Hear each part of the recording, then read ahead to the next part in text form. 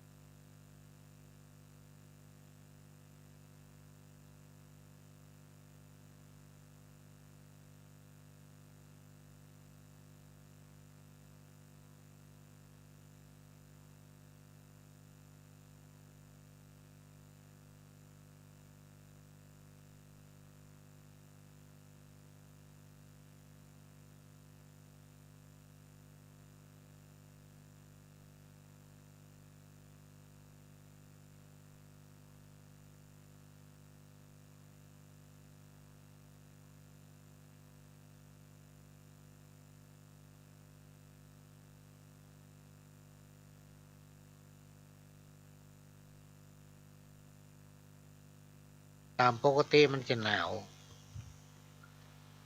แต่มาในปีเนี้ยมันแปลกมันมาหนาว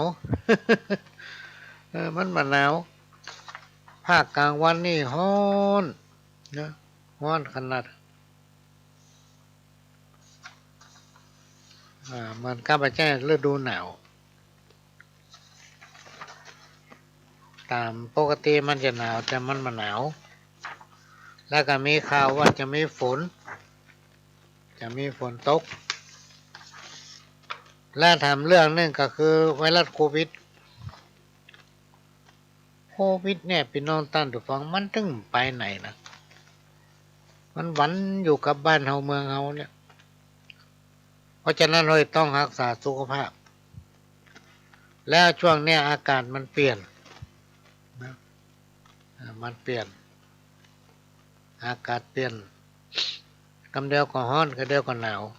ก็เดียวก็มีฝนโปรยลงมาเพราะฉะนั้นมันเป็นอันตรายต่อสุขภาพพี่น้องท่านผู้ฟังเป็นอันตรายต่อสุขภาพอาการแบบนี้นะนอกจากเราจะเลี่ยงตั้งไวรัสโควิด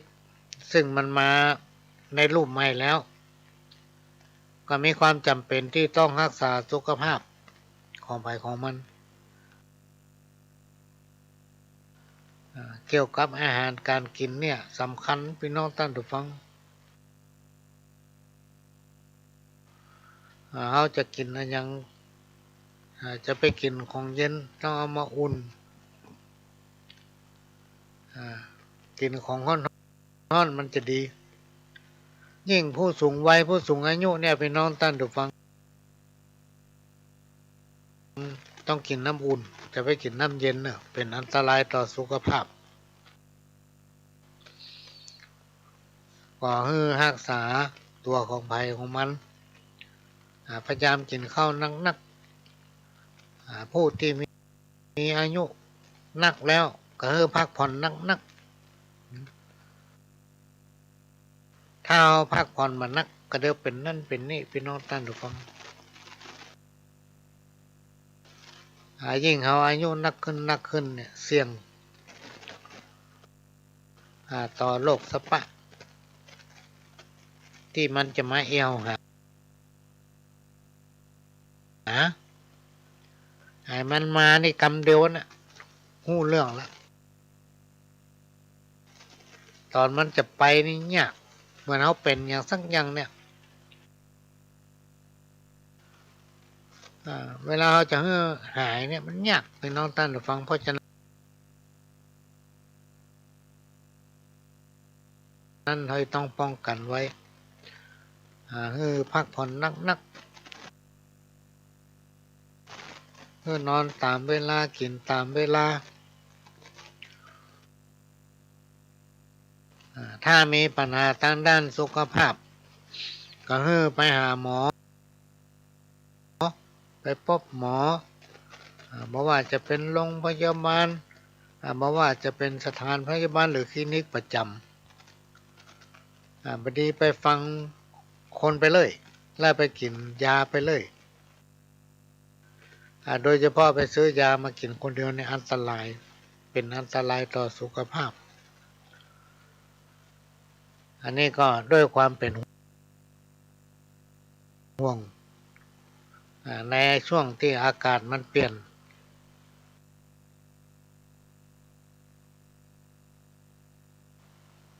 อากาศมันวิปริตมันปกติเหมือนแต่ก่อนแล้ววันเวลามันก็เวยตัวพี่น้องท่านผู้ฟังวันเวลามันเวยกำเดียวก็เสี่ยงอาทิตย์กำเดียวก็เสี่ยงเดือนนะนี่จะเสี่ยงปีทำแล้วเดือนธันวาย่างเข้ามาวันนี้เป็นวันที่8ได้8วันแล้ว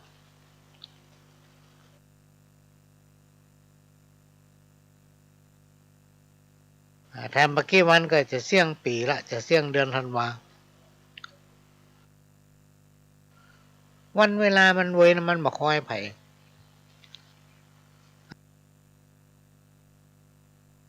เพราะฉะนั้น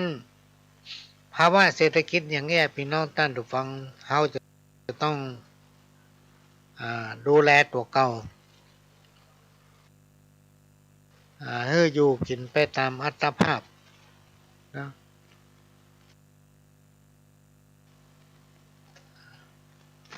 จะไปใจจ่ายแบบสุรุ่ยสุร่ายเพราะเศรษฐกิจมันเป็นอย่างนี้ประการสำคัญห้อยต้องมีการออกกำลังจะต้องยากการทำงานจะต้องคิดหารายได้ให้ครอบครัวหรือว่าตนเองนั้นมีรายได้ถึงวันได้นักได้น้อยบ่ว่ากันดีกว่าอยู่บ่ได้อย่างสักอย่าง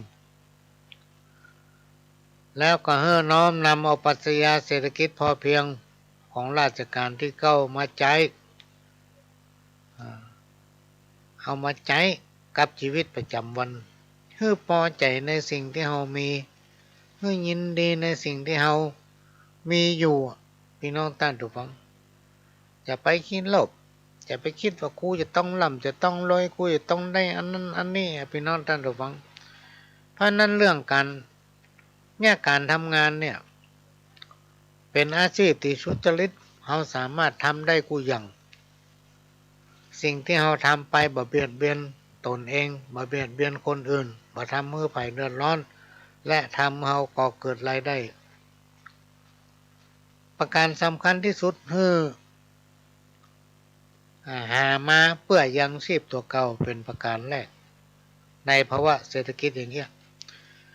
ถึงเวลาที่เราอัพโจรมาพี่น้องท่านทุกฟังถ้าเราบ่ช่วยเหลือตัวเก่าถ้าเราบ่เก็บออมเราบ่สั่งสมไว้คันได้ยังก็เอาใครกินยังก็ไปนะหมูจังอดออม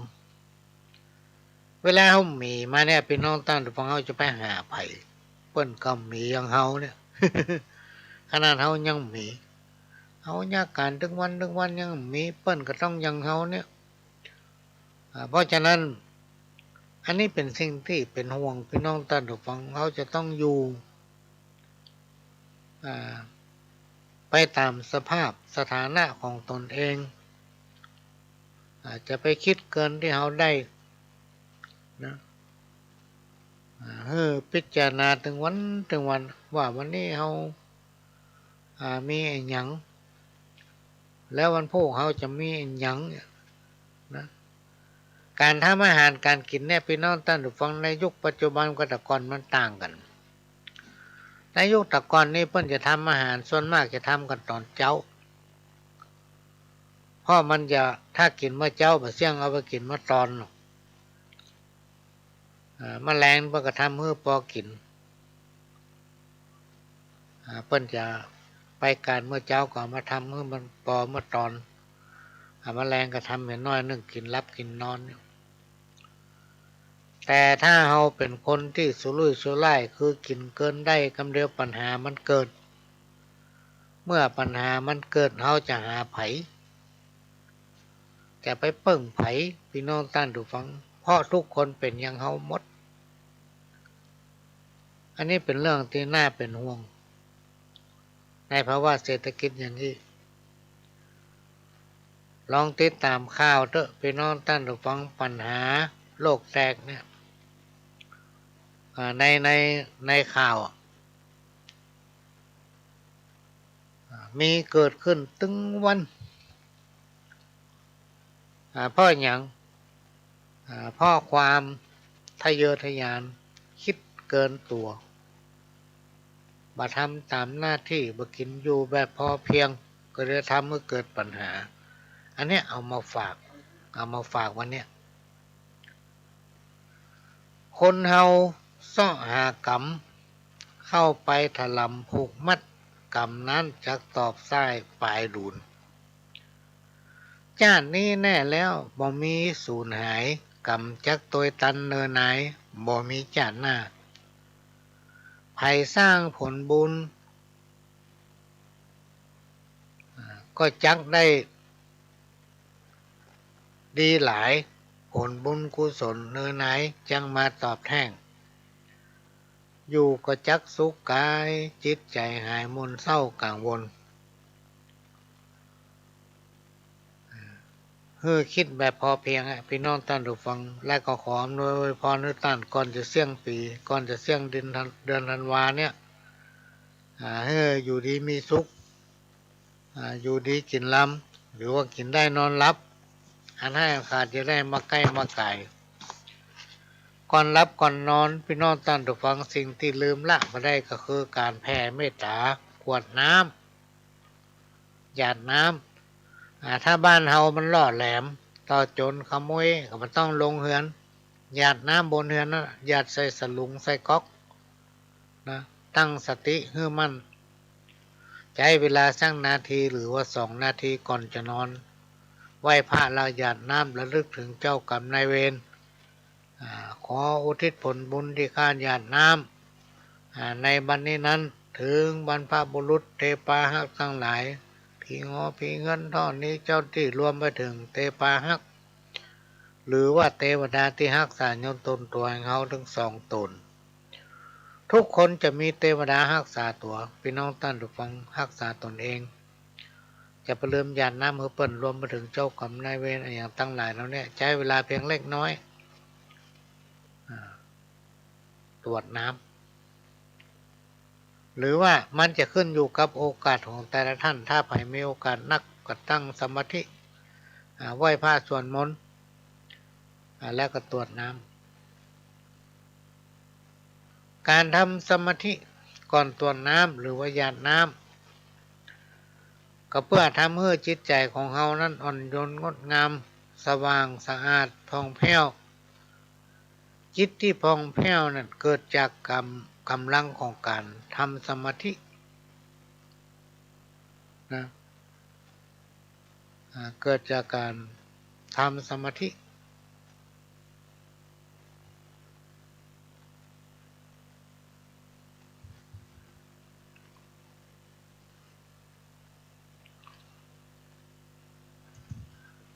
เนี่ยก็เอามาฝาก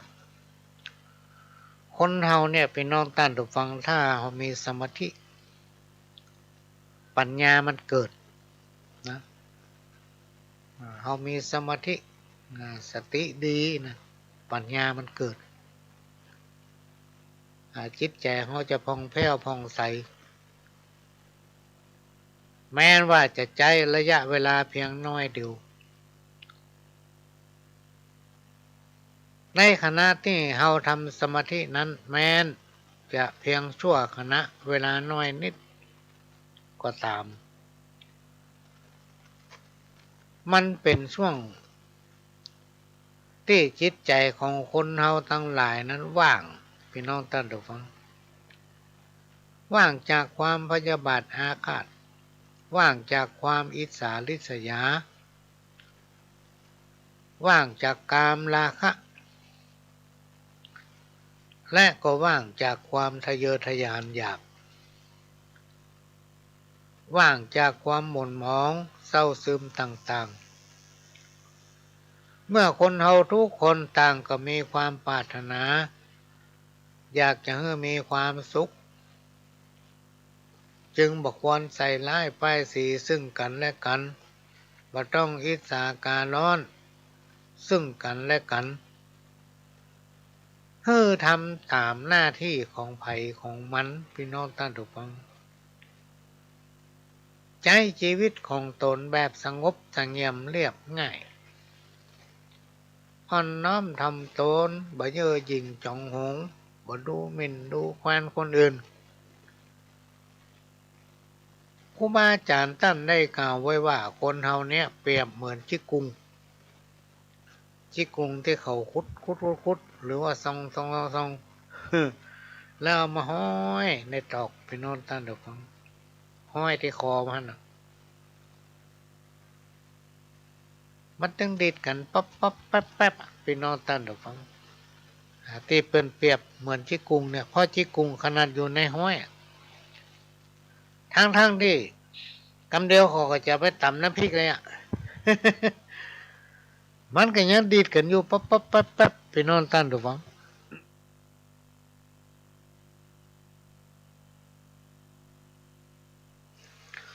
เปิ้นถึงเอาคนเฮาไปเปรียบว่าเหมือนจิกกุงทั้งนี้มันจะตายมันยังดีดกันอยู่เปรียบได้เหมือนคนเฮาทั้งหลายเนี่ยพี่น้องท่านผู้ฟังฮู้อยู่ว่าแต่ละคนเนี่ยชีวิตน้อยนะแล้วเวลามันผ่านไปไวขนาดเลยกันเดียวกับวันกันเดียวกับสัปดาห์กันเดียวกับเดือนเนี่ยพี่น้องท่านผู้ฟังอายุเขาก็เสี่ยงไปติ๊กๆล่ะในขณะที่เขามีชีวิตอยู่เนี่ยเขายังมาทำเมื่ออายุเขามีความสุขแหละทำเมื่อร่างกายจิตใจของเขานั้นผ่องแผ้วกินได้นอนหลับจะไปอิจฉาริษยากันเนี่ยยังจะไปคิดดูถูกดูแคลนจะไปคิดเอาเรื่องนั้นเรื่องนี้ที่มันทำเมื่อร่างกายจิตใจของเขานั้นเป็นทุกข์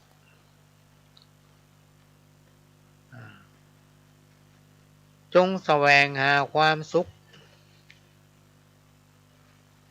ทำไปตามหน้าที่ของภัยของมันอันใดที่เป็นเรื่องของเขาก็อย่านำมาคิดอันใดที่มันคิดแล้วมันจะทำให้เขาเป็นทุกข์ก็อย่าไปทำโดยเฉพาะการเบียดเบียนกันเนี่ยเป็นน้องท่านผู้ฟังเขาจะไปเบียดเบียนกันยังจะไปทะเลาะเบาะแว้งกันยังเพราะแต่ละคนก็มีหน้าที่ของภัยของมันก็ทำหน้าที่ของภัยของมันไปนะเพราะว่าคนเท่านั้นอายุมันสั้นขนาดอายุมันน้อยแล้วก็เสี่ยงไปไวที่สุดเลยอย่างวันนี้ก็เสี่ยงไปวันเลยอันนี้ก็มาฟังไปแจ้มาสอนเนอะพี่น้องท่านทุกฟังธรรมะที่เป็นธรรมะขั้นพื้นฐานทุกงานที่มันเกี่ยวกับพระพุทธศาสนาเนี่ยพี่น้องท่านผู้ฟังหรือว่าทุกวันพระวันศีลที่เราไปทำบุญตักบาตรที่วัดเนี่ยก็จะมีการไหว้พระสมทานศีล5 ข้อซึ่งเป็นหลักธรรมะขั้นพื้นฐานที่ชาวบ้านเราเนี่ยสมควรนำปฏิบัติถ้าเราปฏิบัติได้พี่น้องท่านผู้ฟังเอา5 ข้อนี้พอแล้วทำมันยังกำผิดกฎหมายนะทำมันยังกำผิดศีลผิดธรรมพอยึดหลักของศีลถึง5 ข้อถ้าไผ่ปฏิบัติได้เนี่ยมันจะเกิดมหากุศลอย่างยิ่งใหญ่พี่น้องท่านผู้ฟังโดยมันมีอย่างบัดเปรียบเทียบได้ธรรมะขั้นพื้นฐานคือศีล5 ข้อนี้มีมาหลายพันปีแล้วเพิ่นมาเปลี่ยนแปลงใหม่ทันยุคทันสมัยอยู่ตลอดความจริงเป็นสิ่งบัดตายแต่ถ้าไผ่ปฏิบัติได้พี่น้องท่านผู้ฟังนำไปประดับสติปัญญาแล้วปฏิบัติ แล้วก็ลึกอยู่เสมอว่าอันเนี้ยมันถูกศีลถูกธรรมเนี่ยคุณธรรมจริยธรรมเนี่ยพี่น้องท่านผู้ฟังกับกรรมหนึ่งเนี่ยคือสุจริตคนเราถ้ามีคุณธรรมและมีความสุจริตอันเนี้ยพี่น้องท่านผู้ฟังจะทำเราพ้นจากความทุกข์กังวลนะแม้ว่าตายไปก็มีความสุขพี่น้องท่านผู้ฟังคนไหนทำบาปทำกรรมชอบยุแยงตะแคงรั่วชอบหาเรื่องใส่เปิ้นคนเนี้ยพี่น้องท่านผู้ฟังเป็นทุกข์เพราะว่าจะตั้งสมองตั้งด้านจิตใจรวมไปถึงสปะจะเป็ดจะล่นเข้ามาหาเพราะฉะนั้นเรารู้ว่าถ้าเราขืนทำไปมันทำเราเกิดความทุกข์ก็จะไปทำถ้าเรายังขืนทำไปโดยที่เรารู้มันก็จะเกิดความทุกข์เมื่อร่างกายและก็จิตใจของเรามันสมองของเราสติปัญญาของเราได้รับความทุกข์ยากเดือดร้อนพี่น้องท่านผู้ฟังครูบาอาจารย์เพิ่นกล่าวว่ามันเป็นบาปนะมันเป็นบาปที่ทำให้ร่างกายเนี่ยเป็นทุกขเวทนาเนาะมันเป็นบาปถ้าใจเขาหยุดถ้าใจเขายั้งร่างกายเขาหยุดมาทำตามอำเภอใจใจเป็นผู้บัญชาการสั่งไปทางร่างกายต้องอย่างนั้นต้องอย่างนี้พี่น้องท่านผู้ฟังถ้าไผ่เว้นได้และทำบัทำมันพิษสินพัทธพิษธรรมเนี่ยพี่น้องท่านผู้ฟังโดยน้อมนำเอาหลักธรรมะขั้นพื้นฐานสินทั้ง5 ข้อเนี่ยไว้ในจิตในใจชื่อว่าท่านผู้นั้นเป็นคนที่เปี่ยมไปด้วยคุณธรรม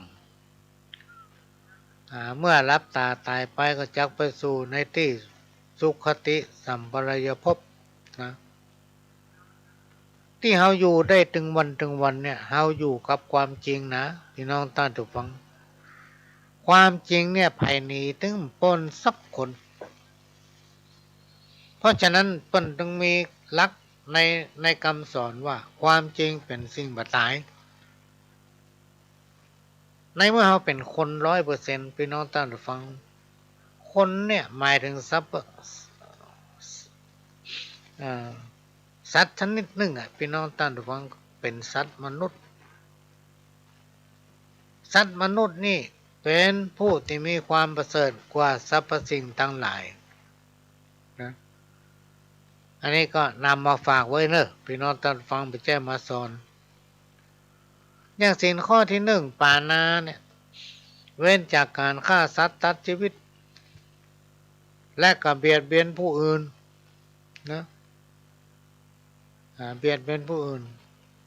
ผลของการฆ่าสัตว์ตัดชีวิตเบียดเบียนคนอื่นให้เขาได้รับความทุกข์ยากเดือดร้อนบัดใจความรุนแรงต่อคนต่อสิ่งที่มีชีวิตรวมไปถึงบัดทำร้ายสิ่งแวดล้อมหรือบัดทำลายธรรมชาตินะสิ่งที่กล่าวมาเนี่ยพี่น้องท่านผู้ฟังถ้าเราฝ่าฝืนเราทำไปเนี่ยกรรมของมันมีกรรมที่มันเกิดจากการกระทำของเราเองครูบาอาจารย์บอกว่าระวังไว้เถอะถ้ายามใดเกณฑ์ชะตาของคนเราตกลงเนี่ยวาสนาต่ำลงระวังไว้เถอะบาปคุณและโทษมันจะลงหาจะเข้ามาหาทำอย่างไรก็จังพี่น้องท่านผู้ฟังมันไม่สามารถเปลี่ยนแปลงและทำลายกรรมที่เกิดจากการกระทำได้อันนี้ก็มาเล่ามาโอ้ฟังเนอะพี่น้องท่านฟังไปแจ้งมาสอนเนอะ ขณะนี้พี่น้องท่านผู้ฟังก็กำลังรับฟังรายการสาระสปะร้อยอันปันเรื่องจากทางสถานีวิทยุ FM 104.50 เมกะเฮิรตซ์วัดฝ่ายหินวัดฝ่ายหินตั้งอยู่หลังมหาวิทยาลัยเชียงใหม่ตำบลสุเทพอำเภอเมืองจังหวัดเชียงใหม่เป็นสถานีวิทยุของพี่น้องคนฟังทุกท่านเป็นเจ้าของที่เราจะต้องช่วยกันทนุบำรุงพี่น้องท่านผู้ฟังเราจะต้องช่วยกันทนุบำรุงถ้าเราไม่ช่วยกันทนุบำรุงก็เดี๋ยวเหลือกับวิทยุไหลหาในกำปะ อันนี้ก็นำมาฝากนำเนินรายการโดยก้าวกับผมผู้หลวงสว่างท่าดินจันทร์ประธานเครือข่ายของทุนแม่ของแผ่นดินจังหวัดเชียงใหม่และ8จังหวัดภาคเหนือและก่อนได้รับสันธานุมัติจากในที่ประชุมก็มีตำแหน่งหนึ่งก็คือรองศูนย์ประสานงานของทุนแม่ของแผ่นดินแห่งชาติซึ่งมีสำนักงานอยู่ที่กรุงเทพ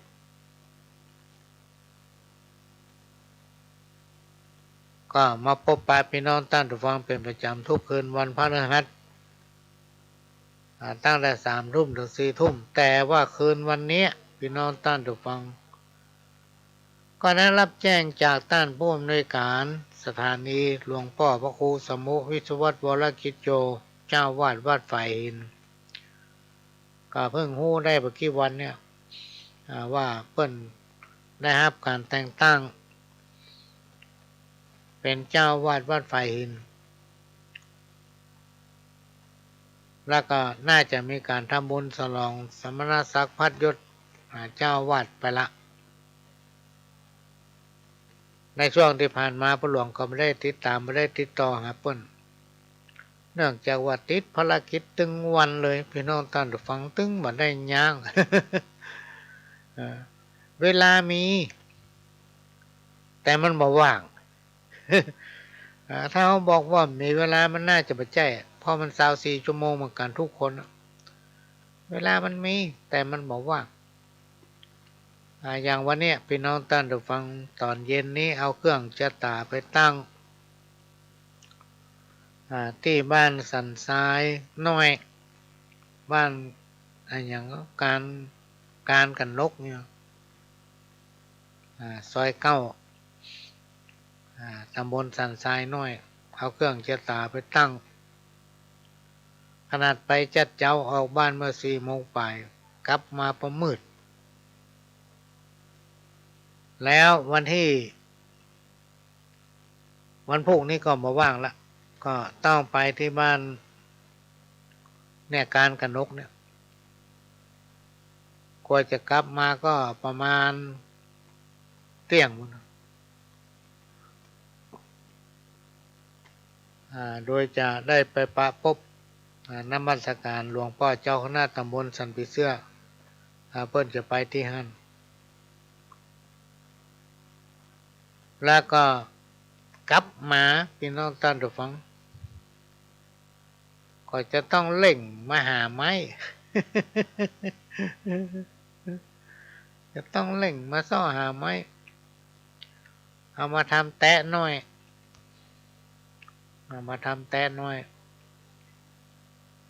แล้ววันที่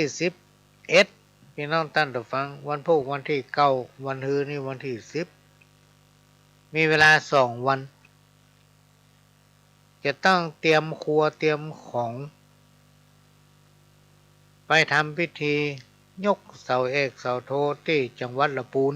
15 หลังพี่น้องท่านผู้ฟังวันค่ำ เพราะฉะนั้นใน2 วันเนี่ย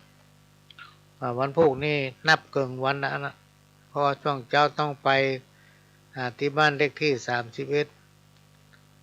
บ้านโจ้ซอย9ตำบลสันทรายน้อยอำเภอสันทรายจังหวัดเชียงใหม่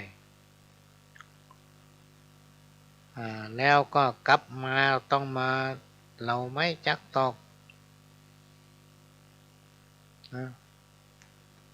แล้ววันที่11ก็ต้องไปลำพูนยกเสาเอกเสาโท15 หลังแล้วก็วันที่12 13นี่ก็บอกว่าง เวลามีอีกนะ24 ชั่วโมงเหมือนกันแต่มันบอกว่างต้องแยกการทำงานโดนทำ2 งาน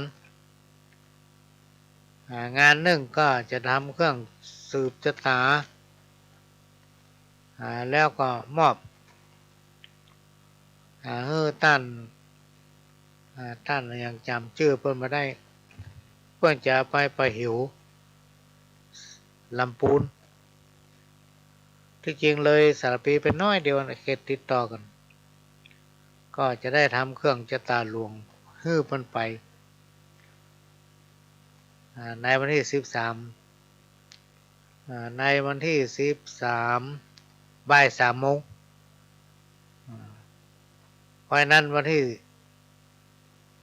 9นี่นับเกินวันเนาะ10 11 12 13นี่บ่ว่างไม่ได้อยู่แล้วก็วันที่14พี่น้องท่านผู้ฟังพ่อหลวงต้องไปปะพี่น้องบ้านถวาย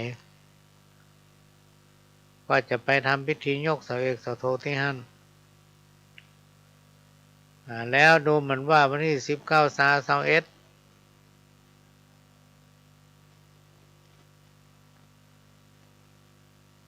วันที่9 10 11นี่ทางสถานีติดภารกิจในการถ่ายทอดอันนี้ก็มาแจ้งให้ทราบแล้ววันที่19 21 22นี่งดทุกรายการเนอะพี่น้องท่านผู้ฟังเนื่องจากว่าพ่อหลวงจะต้องไปทำภารกิจที่จังหวัดเชียงราย3-4 วันก็ต้องแจ้งให้ทราบเดี๋ยวพี่น้องท่านผู้ฟังจะมาไล่วิทยุหามีที่ไหนเฮียมาที่ไหนเฮียนะถ้าเอามากองหากันเนี่ยมันแก่นนะพี่น้องท่านผู้ฟังแก่น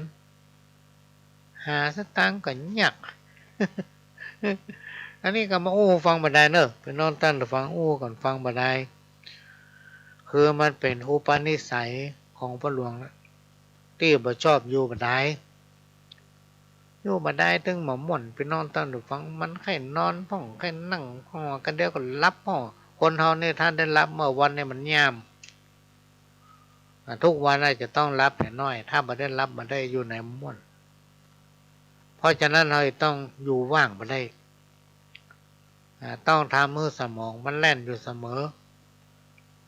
เป็นต้นว่าเมื่อเจ้าเนี่ยลูกมาก็ต้องออกกำลังกายถ้าเมาหักแหงหักสุขภาพมันอย่างสักอย่างก็เดียวเป็นนึ่งพี่น้องท่านผู้ฟังมาเชื่อก็ลองพอเถอะเพราะฉะนั้นเราต้องมาฮื้อมันว่างอุปนิสัยของพ่อหลวงจะเป็นอย่างนั้นถ้ามีกันเนี่ยมีที่ไหนก็อยู่ในห้องก็มาเขียนหนังสือก็เขียนนั่นเนี่ยทำมันนี่ตัดจ่อพ้องทำมันนั่นนี่บ่ฮื้อมันว่างพี่น้องท่านผู้ฟังเรียกว่าว่างถึงบ่ได้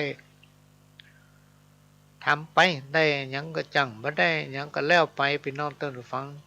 อันใดที่สามารถจะช่วยและรับใจพี่น้องท่านผู้ฟังได้ก็ด้วยความยินดีบางผู้บางท่านมาถามอันนั้นตอนใดอันนี้ตอนใดมันแล้วแต่พี่น้องท่านผู้ฟังแล้วแต่แล้วเฮาก็ไม่ได้กำหนดกฎเกณฑ์ว่าถ้าเฮาไปหั่นไปนี่จะต้องได้ต้องอันต้องนี้จะต้องมีปัจจัยให้เฮาบางคนที่เปิ้นบ่มีเปิ้นก็ต้องการจะพบปะต้องการจะเชิญเฮาปรากฏว่ามีสตังค์ก็สามารถที่เชิญได้และพ่อหลวงนี่บ่ได้คิดว่าเขาจะต้องได้อันนั้นได้อันนี้ถ้าเขาทำมือไผ่มีความสุข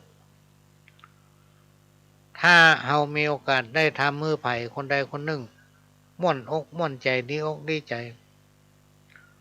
ถือว่าเขาได้บุญพี่น้องท่านผู้ฟังเพราะฉะนั้นสิ่งที่ทำมานั้นจะคิดว่าโอ้เขาได้ทำบุญไปละบุญอันเนี้ยพี่น้องท่านผู้ฟังมันมาปกห่มทำเมื่อสุขภาพร่างกายของเขานั้นแข็งแรงสมบูรณ์เขาเจ็บเป็นอะไรอย่างมันก็หายไปโดยเร็วนะปตกค้างเห ว่าจะไปหั่นไปนี่อุปัตวะกังวลหรือว่าอุบัติเหตุอย่างที่มันจะเกิดเพื่อมันนักหนาปาป้านมันก็เลี่ยงเฮาจะไปถือว่าเฮาแน่เฮาจะไปถือว่าเฮานี่ดวงดีพี่น้องท่านผู้ฟังบางทีบางแห่งข้อห้ามมีแต่คนอื่นมันมีอ่ะ มันก็มีวันหนึ่งเนี่ยพี่น้องท่านฟังพ่อหลวงไปบ้านคนจีนใกล้ๆเสียงสามยอดเนี่ยกลับมากูเตือกับล่ำวนไปทางหน้าโรงเรียนร้องอ้อสักเตือวันนั้นในมีแนวคิดว่าจะไปวัดสกรรมวนไปทางนั้นที่หน้าโรงเรียนมันเป็นทางโค้งน้อยหนึ่งพี่น้องท่านทุกฟังคณะที่พ่อหลวงมาก็เขาก็ขับรถย่างมาถึง30ได้ไม่ประมาณ20 ปลายเนี่ย20 ปลายจะ30เนี่ยก้อยการมาก็มีคนหนึ่งเป็นภัยก็จำไม่ได้ต้องเป็นขี่รถมาเร็วขนาดเลยพี่น้องท่านฟังขี่รถเฮลขี่รถเว้หน้าตั้งมือเป็นทางโค้งพอชัดทหารเฮาสะดุ้งเบรกพี่น้องท่านฟังพอเบรกปุ๊บมันปัด ถ้ามือกระจกรถเฮาแตกขี้ข้างเฮายุบไปหน่อยเพื่อซ่อมเชื่องไป4-5 พันเนี่ยเฮาจะไปถือว่าตัวเฮาแน่บางทีข้อเฮามีแต่ข้อคนอื่นเพิ่นมีมาปานกันอันนี้เป็นเหตุที่มันทำให้มีตำราพี่น้องท่านฟังที่คนเฒ่าคนแก่ปอน้อยปอนานปออุ้ยแม่อุ้ยเพิ่นจะเขียนแต่งแต้มไว้นะปัมหาว่าจนหลังจนหน้า เมื่อเขาส่งข้อแล้วก็ส่งแทนส่งโจรเหียส่งแทนก็หมายถึงส่งของสมนาคุณฮือปกเกิดไม่เกิดฮือผู้แทนเนี่ยแทนการที่เขาได้เกิดมาเป็นคนเพราะว่าพอเกิดไม่เกิดแล้วผู้แทนเนี่ยแทนเนี่ยส่งเขาลงมาเกิดอย่างโลกมนุษย์ถ้าเขาบัลละบัลเลิมเปิ้นทัตวายเครื่องบรรณาการฮือเปิ้นก็ถึงหาฝนหาเงินหาคำลงมาหาเขาเพราะว่าจะประกอบภารกิจ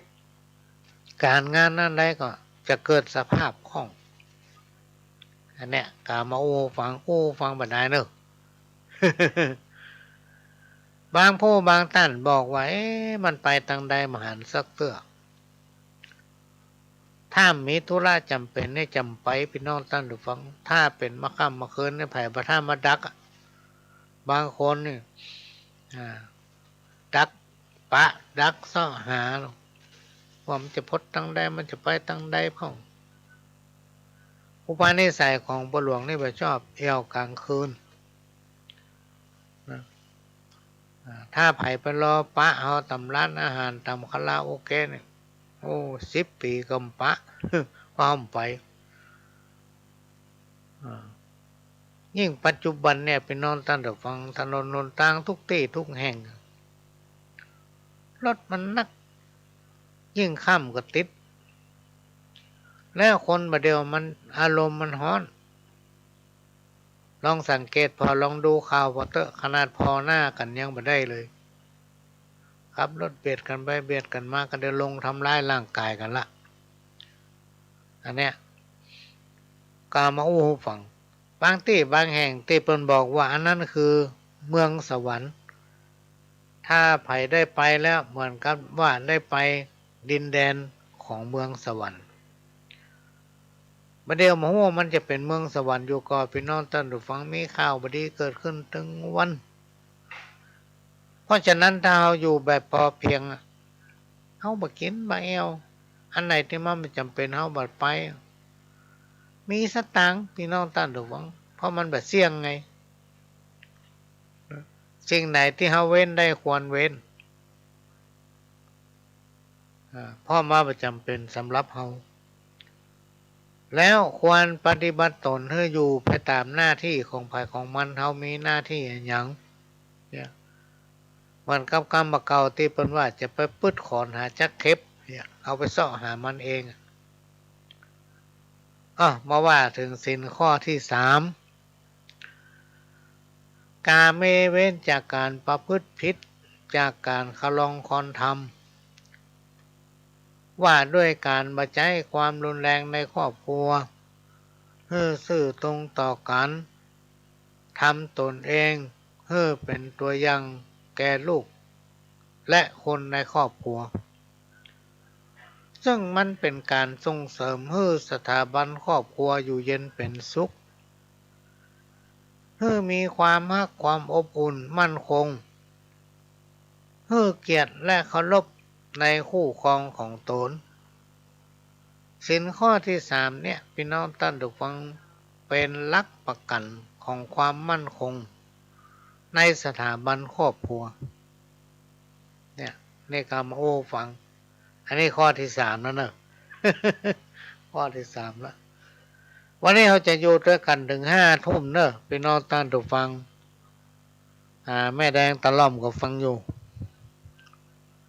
แม่แดงตะล่อมนี่ฟังตลอดบ่เคยขาด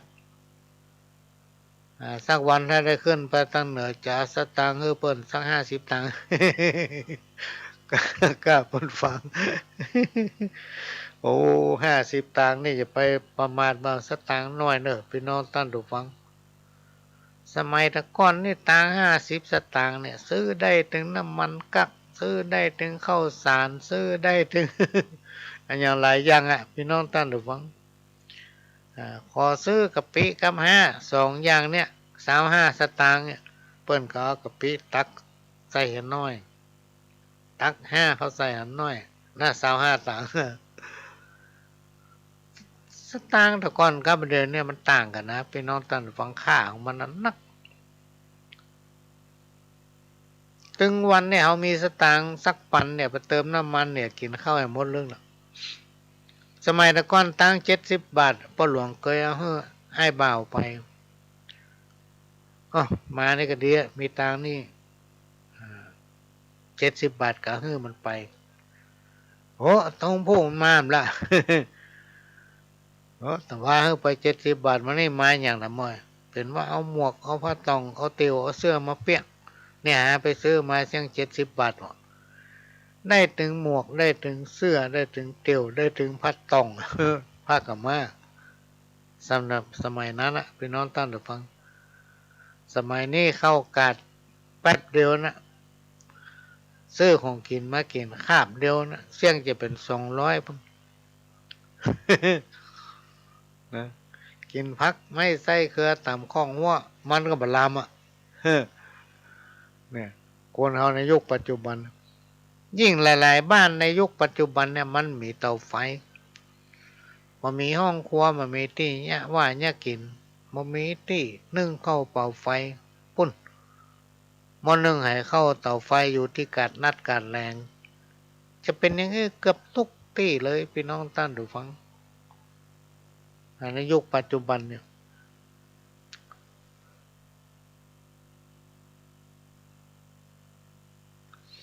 อันนี้ก็มาอู้ให้ฟังว่าความเป็นอยู่ในปัจจุบันกับแต่ก่อนมันเหมือนกัน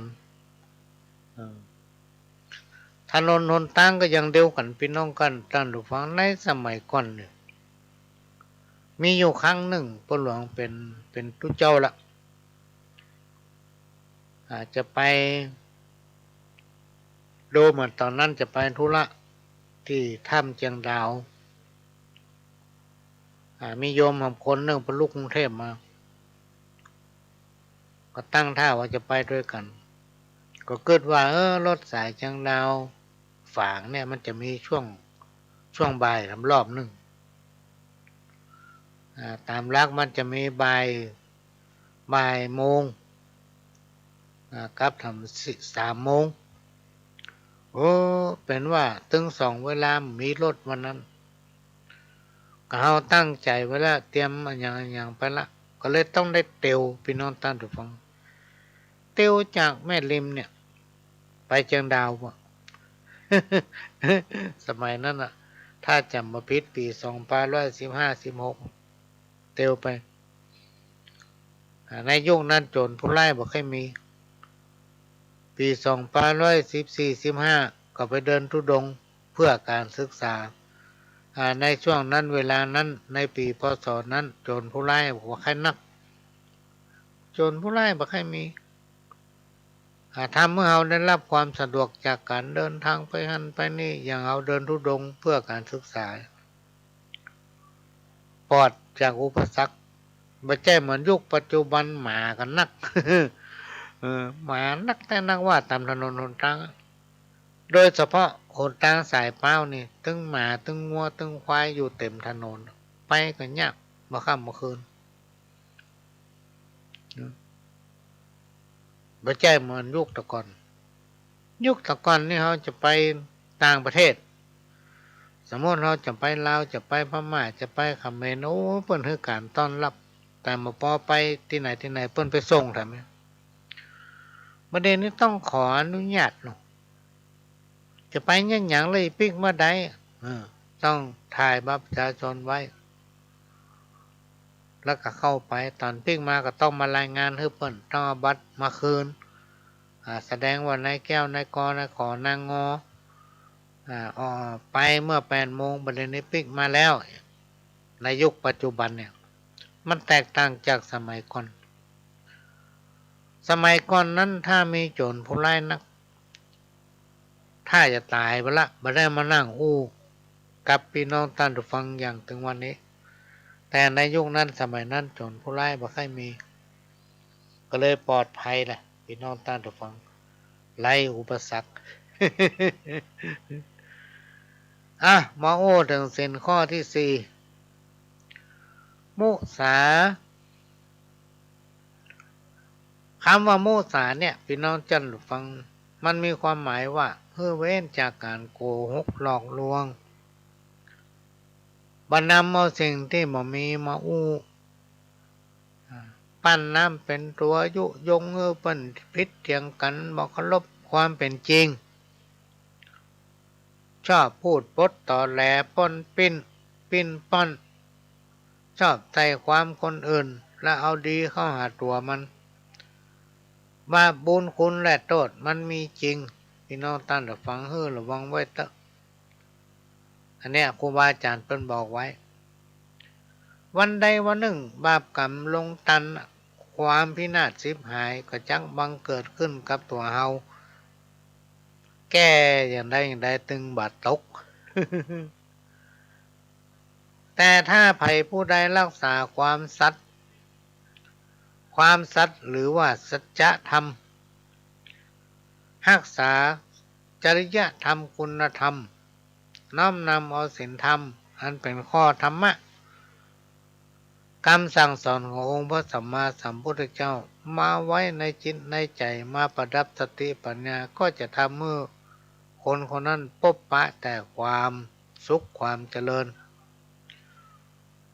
บ่ว่าคนและผีสางนางไม้ก็มาคุ้มครองรักษาห้องว่าตกน้ำบ่ไหลตกไฟก็บ่ไหม้นะอันนี้ก็เอามาฝากเนอะมันจะมาสอนนะโอ้หมอนี่มาเป็นไผมาสอนเฮาไว้ปัจจัยเอามาอู้ฟัง แต่มาฟังก็ถึงจะอู้เพราะว่าเวลามันมีมันเป็นเวลาที่เปิ้นให้อู้หลายๆคนฟังไปมันอู้เข้าตัวมันหมดนี่เนาะ อู้แบบแปลงกลางๆเนี่ยพี่น้องท่านผู้ฟังหนึ่งมาลอกเรียนเอาแบบให้มาอู้อันที่สองอู้ไปตามความเป็นจริงที่ตนเองฮู้อู้ไปสไตล์ของเฮานี่แหละพี่น้องท่านผู้ฟังหลายๆคนบอกว่าเอาเรื่องนั้นมาอู้เรื่องนี้มาอู้ก็เฮาไม่ได้คุกคีเฮาไม่ได้ฮู้ไม่ได้ศึกษาเฮาไม่ได้ค้นหาสิ่งทั้งหลายที่เพิ่นแนะนำมาเฮาก็ไม่สามารถนำมาอู้ได้ก็อู้ตามจากประสบการณ์ของตนเองเนี่ยพี่น้องท่านผู้ฟังบางสิ่งบางอย่างก็มีประโยชน์บางสิ่งบางอย่างก็เป็นประโยชน์ก็จงละไว้ในวิทยุหั่นจะไปเอาออกไปถ้าไผใครรับก็ปิดวิทยุเหีย เวลาเปิดลูกเต้าเหล่าหลานเพิ่นจะรับก็จะไปเปิดดังเปิดก้อยๆก็เดี๋ยวเขาจะเดือดมีหลายคนโลพี่น้องท่านผู้ฟังเอาวิทยุเข้าไปค่อยฟังธรรมะเอาวิทยุเข้าไปฟังได้เตื้อสองเตื้อผัวเดือดร้อนลูกเดือดร้อนยังปะล่ำปะเหลือเนาะ เอ้ยแม่จะไปบุบกว้างเนอะเพื่อไว้หันเอาไว้จักชอกพุ่นเมื่อไกลๆเขาเนาะวันใดวันหนึ่งถ้าเขามาอยู่เขาอยู่คนเดียวเขามาเปิดฟังแม่มันไปเสียมาให้บัดนี้มั่มใจรู้เนาะ ก็อู้ไปอันนี้ก็เป็นเรื่องที่นำมาฝากแล้วก็มาอู้ฟังเนอะพี่น้องท่านฟังว่ามีเจตนาว่าจะเอามาสอนพี่น้องท่านฟังและก็ขอกราบขอบพระคุณพี่น้องคนฟังทุกคนทุกท่านเนอะที่ฟังรายการของพ่อหลวงสว่างธาตุอินทร์จันทร์และก็ให้กำลังใจพ่อหลวงสว่างธาตุอินทร์จันทร์มาโดยตลอดพ่อหลวงก็คิดว่าทุกคนเป็นเสมือนญาติเป็นเหมือนพี่เหมือนน้องพี่น้องท่านทุกฟังพ่อเฮาใหญ่น้อยมากับข้าวอุ่นแกงฮ้อนของพี่น้องสถาเพิ่นได้กินอย่างดีๆล้ำๆเพิ่นก็เอาไปส่งเอาไปตานให้เฮาได้กินเวลาเอาไปบิณฑบาตวันไหนที่เฮาบ่ไปเพิ่นก็ถามหาจนได้ใหญ่ขึ้นมานะศึกออกมาเป็นคนบ้านเป็นฆราวาสเป็นฆรหัสถ์ก็พยายามพี่น้องท่านผู้ฟังถือเอาพี่น้องท่านผู้ฟังพ่อแม่ศรัทธาบอกว่าจะเป็นแม่ยิ่งพ่อใจเป็นเสมือนญาติแต่ที่แก่แล้วเขาก็เป็นเหมือนพ่อเหมือนแม่ที่หนุ่มลงไปกับมันลูกมันหลานพี่น้องท่านฟังก็ถือเป็นญาติทุกคนหลายคนที่ได้พบปะกันในปัจจุบันเนี่ยถือว่าเราต้องทำบุญร่วมกันมาตั้งแต่อดีตชาติถ้าเราไม่ได้ทำบุญร่วมกันมาตั้งแต่อดีตชาตินี้พบนี้เขาย่อมจะไม่ได้ปะพบกันพี่น้องท่านฟังถึงแม้ว่าไม่ได้หันตัวแต่เขาได้ฟังน้ำเลี้ยงเสียงปากก็ถือว่าเขาเนี่ยเคยเป็นญาติกาพี่น้องหรือว่าเป็นญาติกันมาตั้งแต่ในอดีตชาติปางก่อนนี้พบนี้เขาเลยได้มาพบมาปะกันแถมเพราะฉะนั้นพี่น้องท่านฟังสิ่งที่อู้บ่อยๆก็คือการเกิดมาเป็นคนเนี่ยมันเป็นโจกเป็นโจกและก็เป็นนาบุญชนิดที่ว่ายิ่งใหญ่มหาศาลหายังมัดเปรียบมาเทียบมาได้พี่น้องท่านฟังคนที่เกิดมาเป็นคนเนี่ยคือคนมีบุญ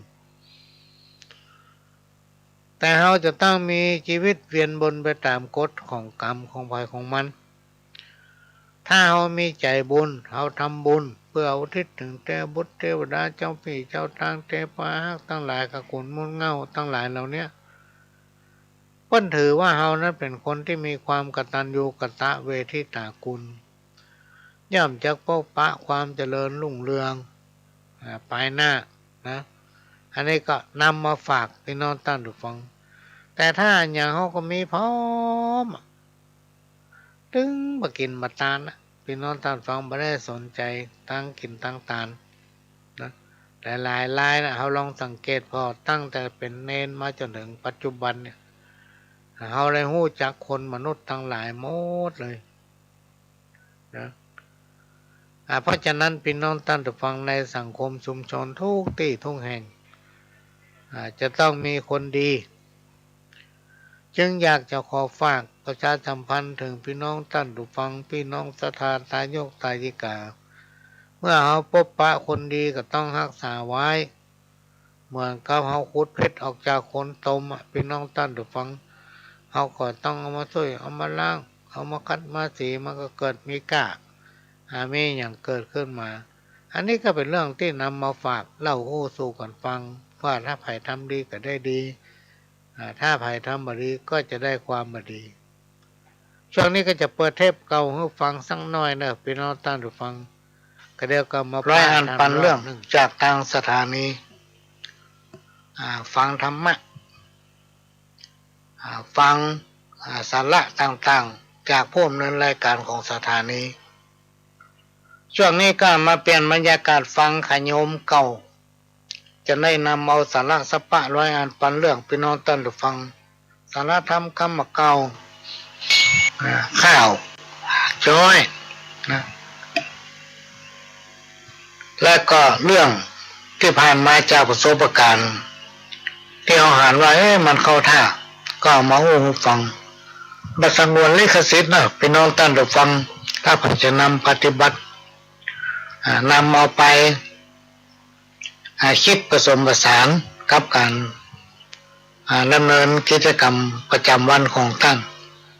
บางอย่างก็น่าจะมีประโยชน์การฟังของคนเฮาเนี่ยพี่น้องท่านได้ฟังรวมไปถึงความเป็นอยู่พื้นฐานฐานะของหมู่บ้านชุมชนเนี่ยมันแตกต่างกันมันบัดเท่ากันถ้าเปิ้นในการทำงานมีความโหสูงเนี่ยพี่น้องท่านได้ฟังแล้วก็มาฟังรายการเขาเนี่ยมันมีสาระ มันเป็นรายการที่เจ้าบ้านพี่น้องท่านได้ฟังนำเอาสาระสัปปะร้อยอันกันเรื่องมาเล่ามาสู่กันฟังมันก็เจ้าบ้านเนี่ยเป็นเรื่องที่ได้รับการอนุเคราะห์เมตตานำเอาประสบการณ์มาถ่ายทอดมาฟัง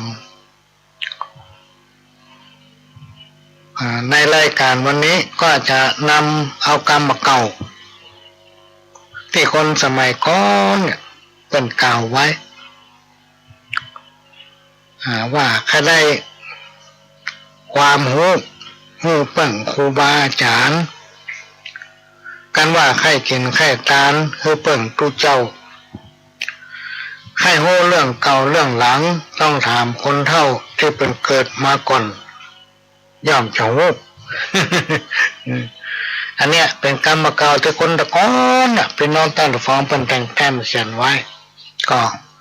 คำเดียวก็จะได้นำเอามาเล่ามาสู่กันฟังขณะนี้พี่น้องตั้งฟังก็ฟังรายการสาระสัปปะร้อยอันพันเรื่องจากทางสถานีวิทยุ FM 104.50 เมกะเฮิรตซ์วัดไฟซึ่งเป็นแม่ค่ายลักนำเอาสาระสัปปะร้อยอันพันเรื่องมาออกอากาศให้พี่น้องท่านผู้ฟังได้รับฟังกันเป็นประจำถึงวันพี่น้องท่านผู้ฟังสถานีวิทยุวัดไผ่นั้นเป็นของพี่น้องคนฟังทุกท่านเป็นเจ้าของที่เราจะต้องช่วยกันทนุบำรุงพี่น้องท่านผู้ฟังยิ่งหน้าฟ้าหน้าฝนนี่อาจจะต้องมีการทนุบำรุงอยู่ถึงวันตอนนี้ฝนที่บ้านพ่อหลวงนี่ตกแดดก็ออกฝนก็ตก ท่านก็ไม่ต้องไปไหนไปที่ธนาคารใกล้บ้านไปบอกเพื่อนว่าขอช่วยเอาสตางค์เข้าบัญชีสถานีกำเพื่อเพิ่นจะได้ทนุบำรุงสถานีหมายเลขบัญชีเนอะพี่น้องท่านฟังกันเดียวจะบอกบริจาคเท่าไหร่ก็ได้ช่วยกันทุกปีเขาจะมีการรณรงค์แจ้งประชาสัมพันธ์กับพี่น้องคนฟังเนี่ยว่าเขาจะช่วยกันนำปัจจัยมอบเพื่อทางสถานีเพื่อจะได้ทนุบำรุงสถานีมันจะได้ฟังกันตลอดเสียงก็ชัดเจนนะบางที่บางแห่งต้องเอามือวางวิทยุจับวิทยุมันถึงจะดังถ้าเอามือลงก็ไม่ดังแล้ว ซ่อแซ่ก็เมื่อสถานี104.50 เมกะเฮิรตซ์เนี่ยเป็นของพี่น้องคนฟังทุกท่านเป็นเจ้าของต้องช่วยกันทนุบำรุงพี่น้องท่านฟังก็จะได้อยู่ได้ฟังกันไปเหมือนทางสถานีก็จะได้สรรหาธรรมะอันเป็นคำสั่งสอนขององค์พระสัมมาสัมพุทธเจ้ามาออกอากาศให้พี่น้องฟังถึงบ้านถึงจองถึงในห้องในหอพวกน่ะถึงในมุ้งว่ะ ตลอด24 ชั่วโมงพี่น้องท่านผู้ฟังหมายเลขบัญชีก็เตรียมจดเนอะหมายเลขบัญชีของสถานีพี่น้องไปธนาคารก็ไปบอกเขาเปิ่นแต่ถ้าทางสาขานี่จะเสียค่าธรรมเนียมถ้าไปธนาคารกสิกรไทย ก็ต้องเสียค่าธรรมเนียมแต่ไปธนาคารไหนก็ได้บอกว่าขอเอาสตางค์เนี่ยโอนเข้าสถานีทำเตอะแม่จะทนุบำรุงสถานีมอบให้ทางเจ้าหน้าที่เพิ่นซ่อมบำรุงเนาะต้องมีการบำรุงตึงวันหมายเลขบัญชี4712274 927ธนาคารกสิกรไทยสาขาถนนสุเทพท่านก็สามารถบริจาคไปได้แต่ถ้าแจ้งหรือว่าถ่ายใบสลิปถ้าโอนทางโทรศัพท์เนี่ยมันจะมีสลิปแชร์สลิปมาหลวงก็จะได้นำเอารายนามของท่านมาประกาศประชาสัมพันธ์ให้รู้ถึงเตปาฮักเทบุตรเทวดาที่หาสารตนตัวเฮาไปจะได้ฮับหูรวมไปถึงผีบ้านผีจองเนาะอาจจะได้เป่าเวลาเขาจะกินจะตานเนี่ยจะมีเป่าเทวดาน่ะพี่น้องท่านผู้ฟังเพราะฉะนั้นหลายสิ่งหลายอย่างเขาก็จะต้องเอิ้นบอกคือเตปาฮักเพิ่นได้ฮับหูนะในการทำบุญธนุบำรุงสถานีเนี่ยเจ้าเขาได้สร้างโรงหนังสือโรงใหญ่ขนาดเลยเพราะว่าสถานีนั้นได้สรรหาเอาผู้ที่มีประสบการณ์ผู้ที่มีความรู้นำเอาหลักธรรมมาเป็นคำสั่งสอนองค์สัมมาสัมพุทธเจ้านั้นมาออกอากาศเพื่อพี่น้องท่านผู้ฟังได้ฟังกันเหมือนกับโรงหนังสือที่ใหญ่ที่สุดพี่น้องท่านผู้ฟังเอาใครหู้อย่างกับหู้หมดอันนี้ก็เป็นเรื่องนำมาฝากวัดคือแหล่งร่วมประสานสมานมิตรวัดคือแหล่งรวมจิตผลิตกุศลวัดคือแหล่งศึกษาของพี่น้องศรัทธาประชาชนควรที่ทุกคนร่วมมนัสพัฒนาวัดจะดีเพราะบ้านหนุนทำบุญช่วยบ้านจะสวยเพราะวัดเสริมเพิ่มราศีวัดก้าวถูกบ้านก้าวตามงามชีวีบ้านจึงดีวัดจึงเด่นเป็นมงคลพัฒนาอย่างก็พัฒนาไปเถอะพี่น้องท่านผู้ฟังนะแต่สิ่งที่จะประเสริฐที่สุดเนี่ยก็คือพัฒนาจิตใจของตนเองพัฒนาจิตใจของคนเฮาพี่น้องท่านผู้ฟังนะคนเฮาจะต้องมีการพัฒนาตนเองเราจะต้องพัฒนาตัวเก่าก่อนที่เราจะพัฒนาสิ่งอื่นๆนะอันนี้ก็นำมาฝากวันนี้ฝากว่าเราจะต้องพัฒนาตนเองพัฒนาเนี่ยอย่างพัฒนาเพื่อให้เป็นแบบเป็นตัวอย่างให้กับลูกเต้าเหล่าหลานทุกคนพี่น้องท่านผู้ฟังมีความปรารถนาต้องการความอยู่เย็นเป็นสุขก็คือการอยู่ดีมีสุขเป็นสิ่งที่ทุกคนปรารถนานอกจากตัวเฮาแล้วเฮามีลูกมีหลานมีพี่มีน้องเอาลองนึกถึงความจริงพี่น้องท่านผู้ฟังว่าวันนี้เฮาอายุเท่าใด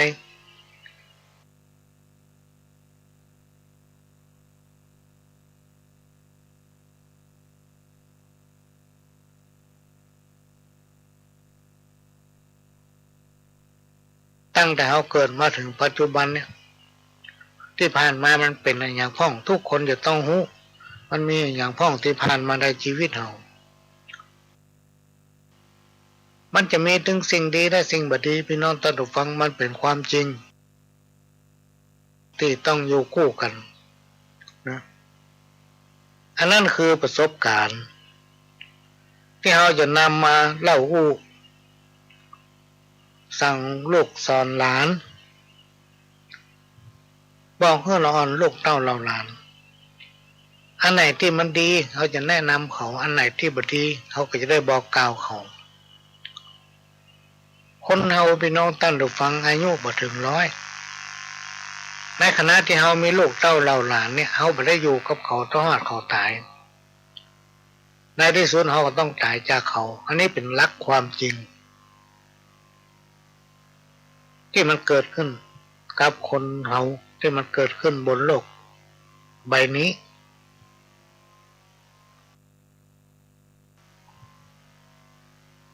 ทุกคนมีความปรารถนาคือครอบครัวอยู่เย็นเป็นสุขรวมไปถึงลูกเต้าเราหลานอยู่เย็นเป็นสุขเพราะฉะนั้นเราก็จะอาศัยโสประกาศเนี่ยพี่น้องท่านผู้ฟังมาบอกเล่าสู่เขาฟังยิ่งในยุคปัจจุบันเนี่ยมันเป็นสมัยยุคแห่งการพัฒนาอย่างทุกอย่างเนี่ยพี่น้องท่านผู้ฟังมันก้าวไกลไปตามยุคนะแต่ก่อนเนี่ยถ้ามีเรื่องมีเล่าอย่างบ้านใต้บ้านเหนือที่ฮั่นที่นี่เนี่ยพี่น้องท่านผู้ฟังกลัวไม่เป็นข้าวกลัวไม่เป็นอย่างต่างๆคนทั้งหลายจะหูใจเวลาหมื่นแต่ประเดี๋ยวถึงวันเนี่ยพี่น้องท่านผู้ฟังถ้าไผ่ใส่หัวอย่างเข้า Google เปิดพอเฟซพอไลน์มันหูหมดอันอย่างมาออกกันหมดถึงดีแล้วบ่ดียิ่งถ้าเอามันนึกถึงวัฒนธรรมประเพณีมันนึกถึงศีลถึงธรรมมันน้อมนำธรรมะอันเป็นคำสั่งสอนของพระสัมมาสัมพุทธเจ้า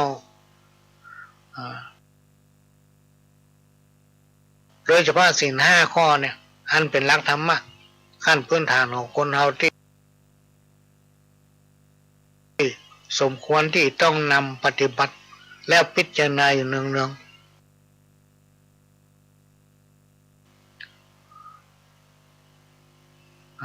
ข้อกฎหมายนะพี่น้อง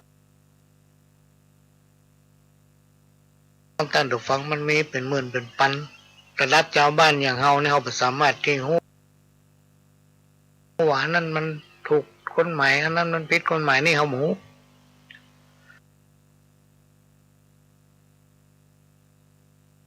แต่ถ้าไผนำเอาศีล5 ข้อ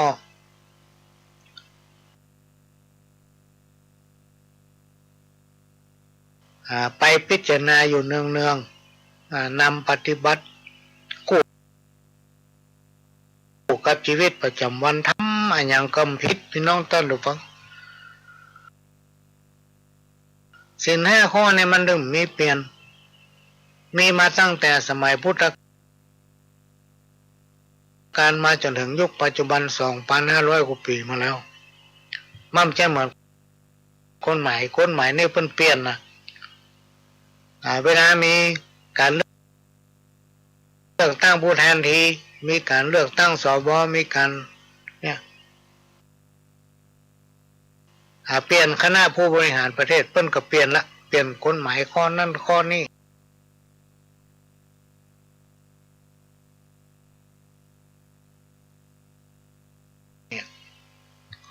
แต่ธรรมะขององค์พระสัมมาสัมพุทธเจ้าเนี่ยพี่น้องท่านผู้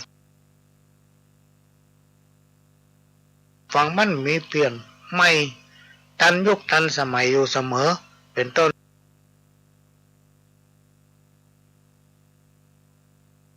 ว่าทำดีได้ดีทำบ่ดีได้บ่ดีนี่เป็นต้นอันนี้ก็มาฝาก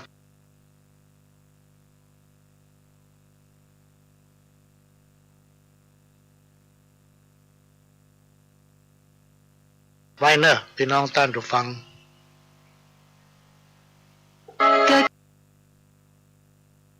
กฐินทานคือสังฆทานบุญทานยิ่งใหญ่1 เดือนข่าวสาร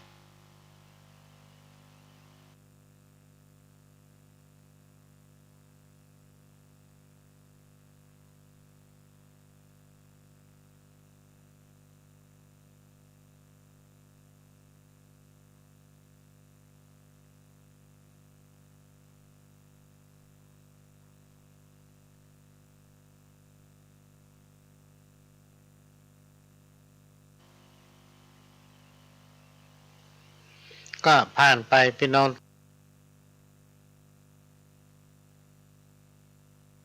ท่านผู้ฟังขณะนี้พี่น้องท่านผู้ฟังก็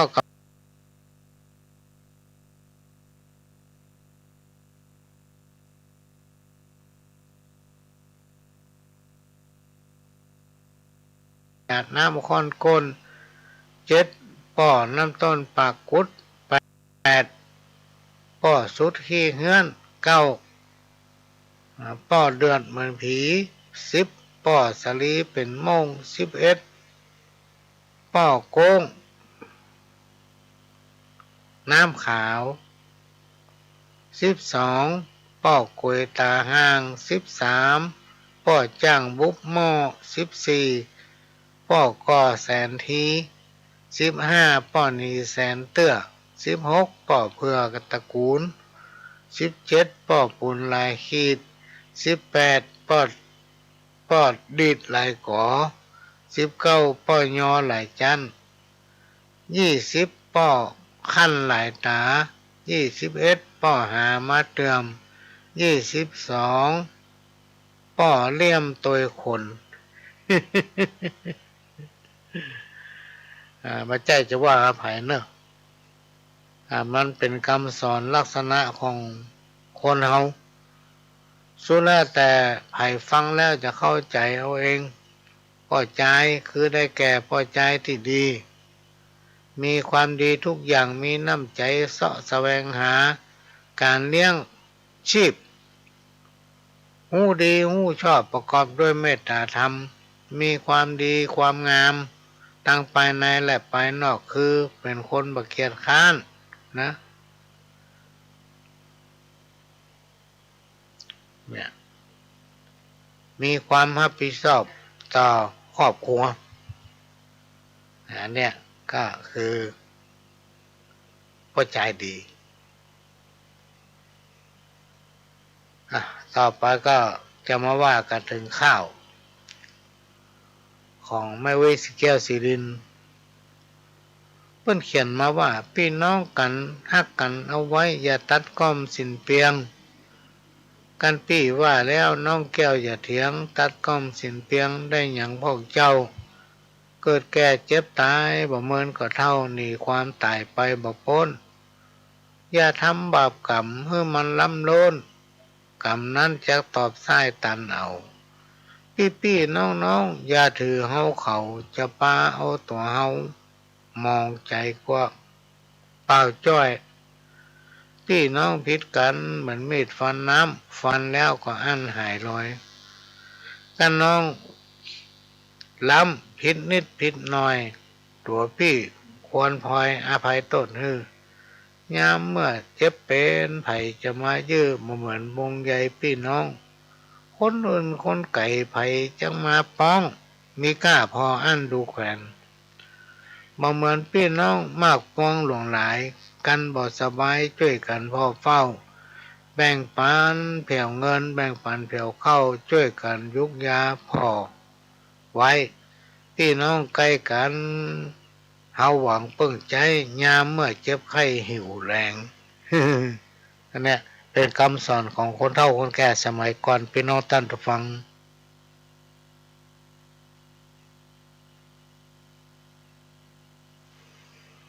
เปิ้นสอนว่าเป็นพี่เป็นน้องกันจะต้องฮักกันเวลาเขาจนเป็นจนตายเปิ้นคนอื่นเปิ้นก็มักโอ้ยดูมันแต่ตานะพี่น้องท่านผู้ฟังมันเหมือนพี่เหมือนน้องพี่น้องเนี่ยล้นหากันเมื่อคืนตันมาวันได้พี่น้องท่านผู้ฟังบดีทะเลาะเบาแว้งกันอาจจะไปถือไปตื้อกันอะไรก็เกิดร่วมกันมานะผิดอย่างน้อยผิดมาบดีก็ให้อภัยให้กันเนี่ยอันนี้ก็เป็นเรื่องที่นำมาฝากวันนี้พี่น้องท่านผู้ฟังมาฟังข้าวอู้ไปอู้มานี่มันลู่จะรับ แสดงว่าคนที่ฟังวิทยุรายการของพ่อหลวงอยู่เนี่ยหลายๆคนรับไปละพอเขาอู้ติ๊กมาจ้อยสักเตื้อเนาะคุยค่อยฟังมันจ้อยสักกรรมมันพอมาจ้อย ขี้ข้านหมาหอนแข่งอย่าไปเปิดวิญญาแหงหนึ่งมาฟังจ้อยของแม่วิสีแก้วสิรินเฮ้อคลายเหงาคลายให้รับบุตตาเฮยดูแลลูกรักมาตุมกว้างสัดพ่อแม่ปีตามาสวตุมลาพ่อแม่สองเท่าพ่อบ่อินโดตากาหาลูกเต้าบ่เกิดถึงบุญคุณแม่เลี้ยงเกิดมาเป็นคนกายเป็นหมอดเมียงมาจากตอกตามึงกูเลี้ยงใหญ่มาแล้วกลับกลายเป็นศัตรูเปรียบเหมือนดังงูตัวปิดแก่นกาพ่อแม่สั่งสอนจ้องห้องสวกกาจากกรรมายืนยุกกันสู่เจ็บเป็นสู่จักหูตุกสู่จักหวั่นไหวหาคุณลูกเพศลูกยักษ์เทวตัดมาสูนบอกเกิดหาบุญคุณแม่เลี้ยงพ่อเจ้าหนีไปเอาผัวเอาเมียต่างดาวฮักเหลือมารดาแม่ไทยพระเจ้าของตัวมาตุมละไว้บอกปิกปอกหน้ามาใจได้ผัวรวมฮักเมียแป้งเตรียมใจลวดบ่อะไรมารดาแม่เจ้าบุญพ่อแม่ตัวเนื้อหัวต่างเก้าเนื้อตัวยิ่งเฮาลูกรักลูกเต้าเตรียมใจเป็นเทวตัดมาจัดขวางฮือมัวเมาได้ผัวรวมฮักเมียแป้งเป็นสาวลวดใจมัวเมาอ่อนแยงที่ขึ้นแม่นี่เกิดหลายตัวนายเกิดตื่นบอกเกิดถึงบุญคุณแม่เลี้ยงแม่อุ้มหอมนายนักข้างหนองเปี้ยมแม่ควายหอบอุ้มเดินเตียวเลี้ยงใหญ่มาแล้วกลับกลายเป็นงูเขียวหมูไข่เดินเตียวมาหาแม่เจ้าแม่มาตกใจยาการตึงเท้าพอหิวแห้งรวยอ่อนนักลูกเต้าเตรียมใจเป็นเทวตัดมาซัดขวางฮือหนีไปแม่เลี้ยงลูกไว้หวังได้สุขใจแม่ได้กินได้ไว้ปั่นลูกเต้าบาดเดียวนี้เฮ้ยบ่มีไผเฝ้ามาสัวตุมลาแม่ไว้น้อยอกมองใจครับเจ้าลูกไทยแม่นั่งสีตาให้ถึงวันเกิดฮอดแม่เลี้ยงลูกเต้าจอมขวานแม่หวังสุขบานปล่อยตกโศกเศร้าแม่หวังกินแห้งซ้ำกายเป็นเจ้าบ่ฮู้นักเบาถอยจ้าหวังถึงสวรรค์อินพรหมจันทร์ฟ้าสามบ่มหญ้าเปื้อดินแม่เลี้ยงชีวิตอินทรีย์หากินเลี้ยงลูกยายหญิงเด็กขาหนุ่มน้อยบ่ใจแข็งจ่าเนื้อนายน้องน้อยตามแค่ไม่บอกทักจำใส่ใจเนื้อเจ้าลูกรัก เหมือนกันชู้ผู้หญิงใจอันนี้เป็นข้าว พระคุณของแม่วิสีแก้วสีลินเนอะพี่น้องท่านผู้ฟังซึ่งเพิ่นก็เขียนมาเมานะไปที่ไหนก็เอาไปจ้อยเฮาบ่จ้อยเพิ่นก็มาขอก็เลยจ้อยให้ฟังอีกหน่อยแล้วก็เป็นข้าวทำบทหนึ่งไผเขียนมาเฮ้อนี่ลืมไปละพี่น้องท่านผู้ฟังเพิ่นเขียนมาเป็นตอนยาเมื่อนางลูกแม่ก้อยก็พานหาใจออกดังอิดหิวอ่อนแม่ลำบากใจเพียงนกถูกม่วงที่นายพรานผูกมัดห่าวลมขึ้นกำยัดยามเมื่อแม่เจ้าปามานเติงเดือนมาแล้วแม่ต้องตุกผานไว้หากองตานบุญคุณแม่เจ้าลำบากหัวใจยามเมื่อเกิดลูกเต้าซ้ำได้นอนอิงเติกเมื่อก็เกิดลูกเต้ายามดีบุญแม่บ่นักคงตายเป็นผีชีวิตหินสีลืมขิงกระดังส่วนพ่อปิตามานั่งป้องข้างเอาน้ำยามาทาลูบร้อยเอายามาฝน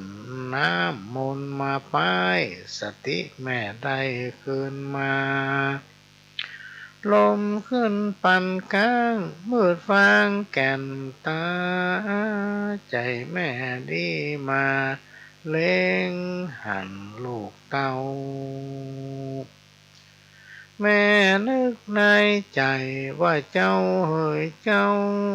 แม่อุ้มเอานายปอกปกเลือกเอาวัฏฐาแผ่นผ้ามาปกแล้วยกใส่ดงแป้งดียิ่งคานปากตักว่าพี่เฮยพี่ว่าปอสามตีแล้วที่ต้อยดง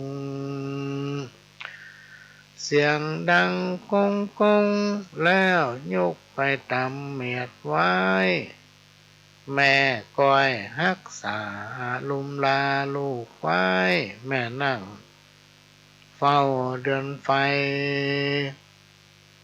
กินน้ำผู้เลยอุ่นห้อนส่วนพ่อปิดตา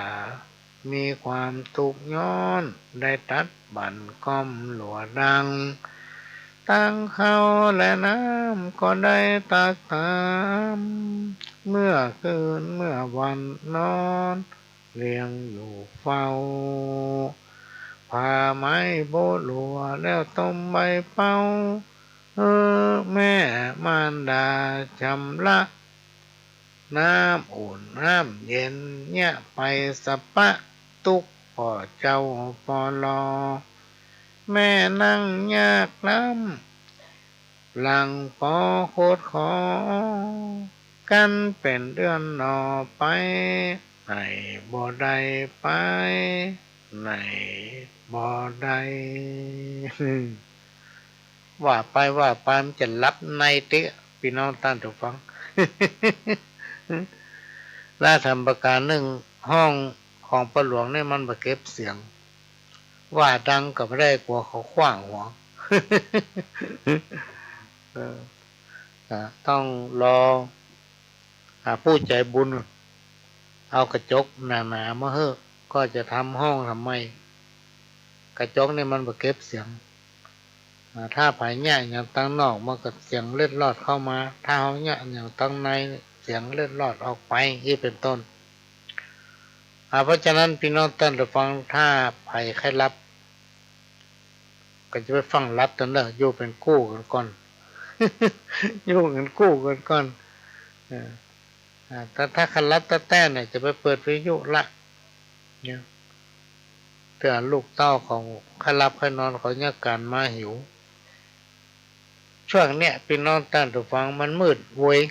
นะ3 ทุ่มดึกแต่ดึกว่าเนาะมันมืดโวย5 โมงป่ายสักน้อยมืดละภัยรับตื่นขวายนอนหงายเหงือกแห้งได้กลิ่นพักแมงยอดเก้า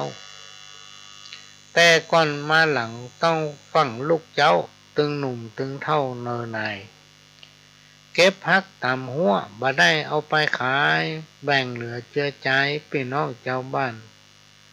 กินอย่างเพียงพอบ่ใจขี้ย่านบ่ได้แบ่งหานไผนี้บัดเดี๋ยวสมัยเปลี่ยนไปบอกเจ้ลูกเจ้าก็เสียงสตางค์บ่มีบ้านแบ้งหน้าแห้งตาจางจมค้างใส่ลูกใส่เต้าคนสมัยนี้เขาชอบไปเข้าเซเว่นบิ๊กซีโลตัสลูกเปิ้นลานตัวไข้หัวเหิดปัดปากันเข้าได้ถึงวันบ่พ่อแม่นี่เศร้าหาสตางค์กันหาพอบัตันล่นเหนือวิ่งใต้ล้างเตื้อพอเตอะห้องพอบ่เป็นให้เมื่อยไข้จนพอบ่ได้ยั้งและนายเหยมันยั้งบ่ได้หรอกพี่น้องท่านผู้ฟังเนาะเพราะมันกินทั้งวันอย่าง อันนี้กรรมเก่าผลว่าอย่างนั้นก็เลยเอามาอู้ให้ฟังเดี๋ยวเนอะกันเมื่อมันรับในก็จะเปิดเทปเก่าให้ฟังสักแป๊บหนึ่งพี่น้องท่านผู้ฟัง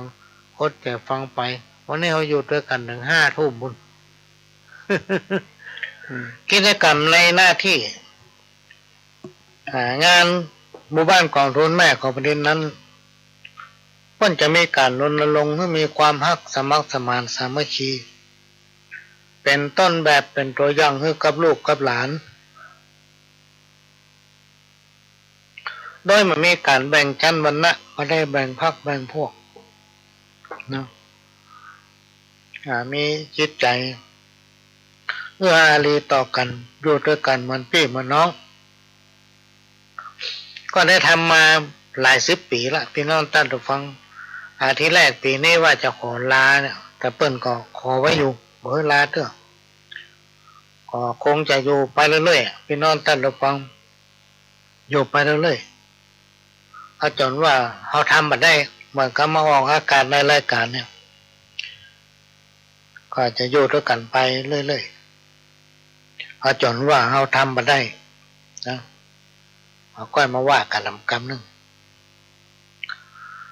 จะเน้นเรื่องสิ่งบดีเนี่ยมาเพื่อเข้ามาใกล้โดยกับผ้ายาเสพติดเนี่ยพี่น้องท่านผู้ฟังเพิ่นว่าบดีคนขายก็บดีคนเสพก็บดี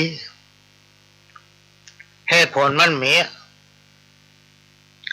ก็คือมันบดีถ้าปัญญาได้ก็ติดข้อเสพนักเข้าเป็นบ้าคนขายที่สุดก็ติดข้อในที่สุดก็ตายเนี่ยแทนที่เขาได้เป็นคนดีกับเปิ้นไปที่ไหนเปิ้นก็ชอบไปที่ไหนเปิ้นก็ฮักถ้าไปติดยาเสพติดถ้าไปหลงผิด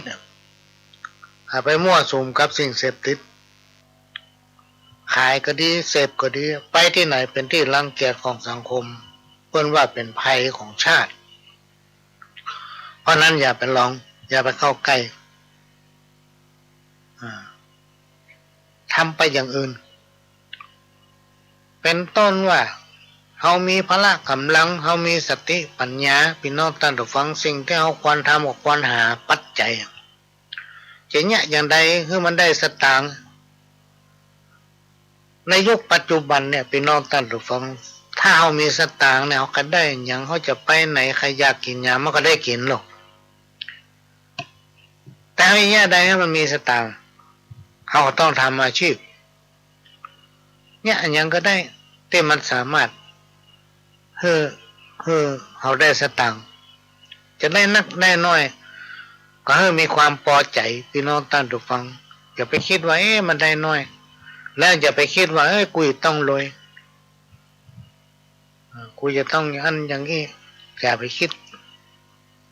ถ้ามันจะดีมันก็ดีถ้ามันบดีมาถึงบดีพี่น้องท่านผู้ฟังถ้ามันจะได้มาถึงได้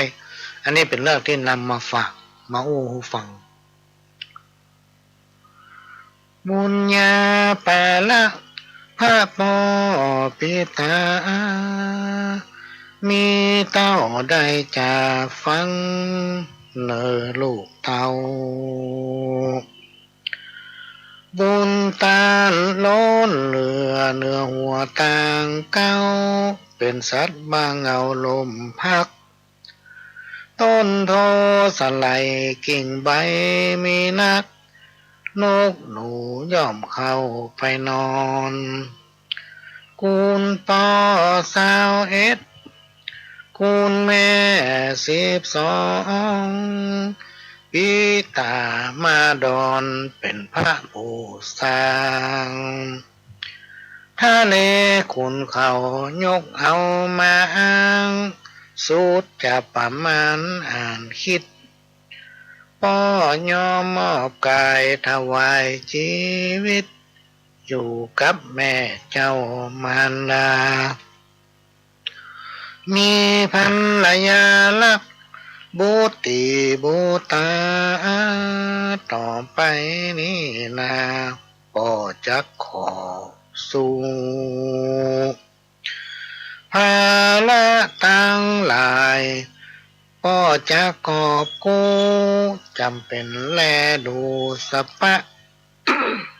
การอยู่การกินนี่สินฐานะ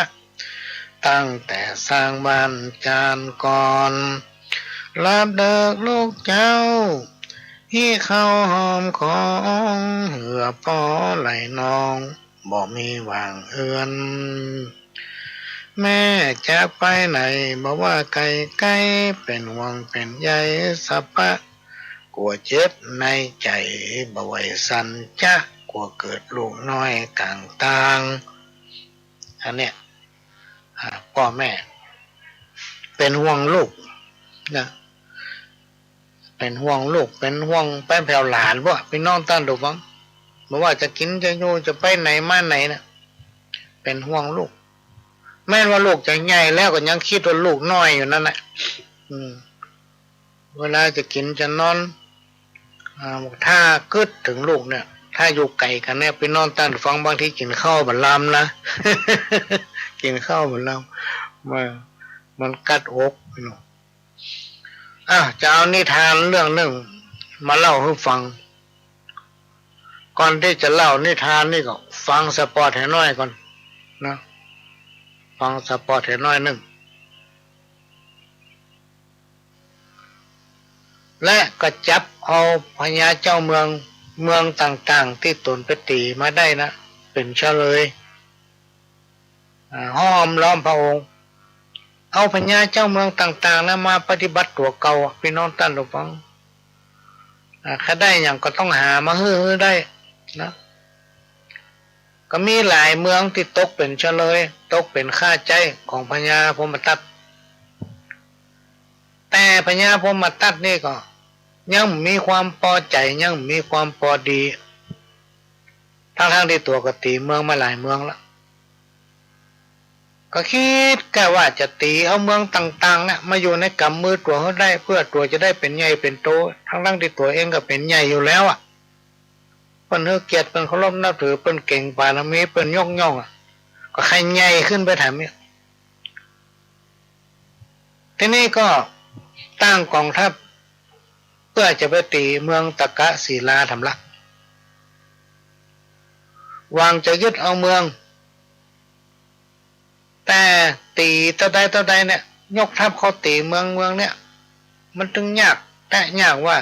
บัดสำเร็จสักเตื้อนะบัดสำเร็จสักเตื้อเพราะว่าเมืองเนี่ยพี่น้องท่านผู้ฟังอาจารย์ที่สาปาโมกซึ่งเป็นอาจารย์ของพญาพมทัตเนี่ยดูแลอยู่เบื้องหลังเมื่อพระเจ้าพมทัตตีเมืองบัดสำเร็จ ก็มันยอมพี่น้องท่านผู้ฟังถึงมันยอมยกทัพกับทรงรับสั่งเสนาอามาตย์สร้างค่ายพักอยู่ใกล้ๆเมืองตะกะศิลาวันต่อมาก็ได้ปรึกษากับปุโรหิตคนบดีปรึกษากับคนบดีพี่น้องท่านผู้ฟัง ปุโรหิตซึ่งเป็นคนใจบาปมันไปคบกับคนใจบาปไปคบกับคนอันธพาลเขาจะห้องในยุคปัจจุบันว่าเป็นคนใจต่ำพี่น้องท่านผู้ฟังไปคบกับคนใจต่ำคนที่ไร้การศึกษาอันใดที่ตัวเนี่ยไปนี่ดีหมด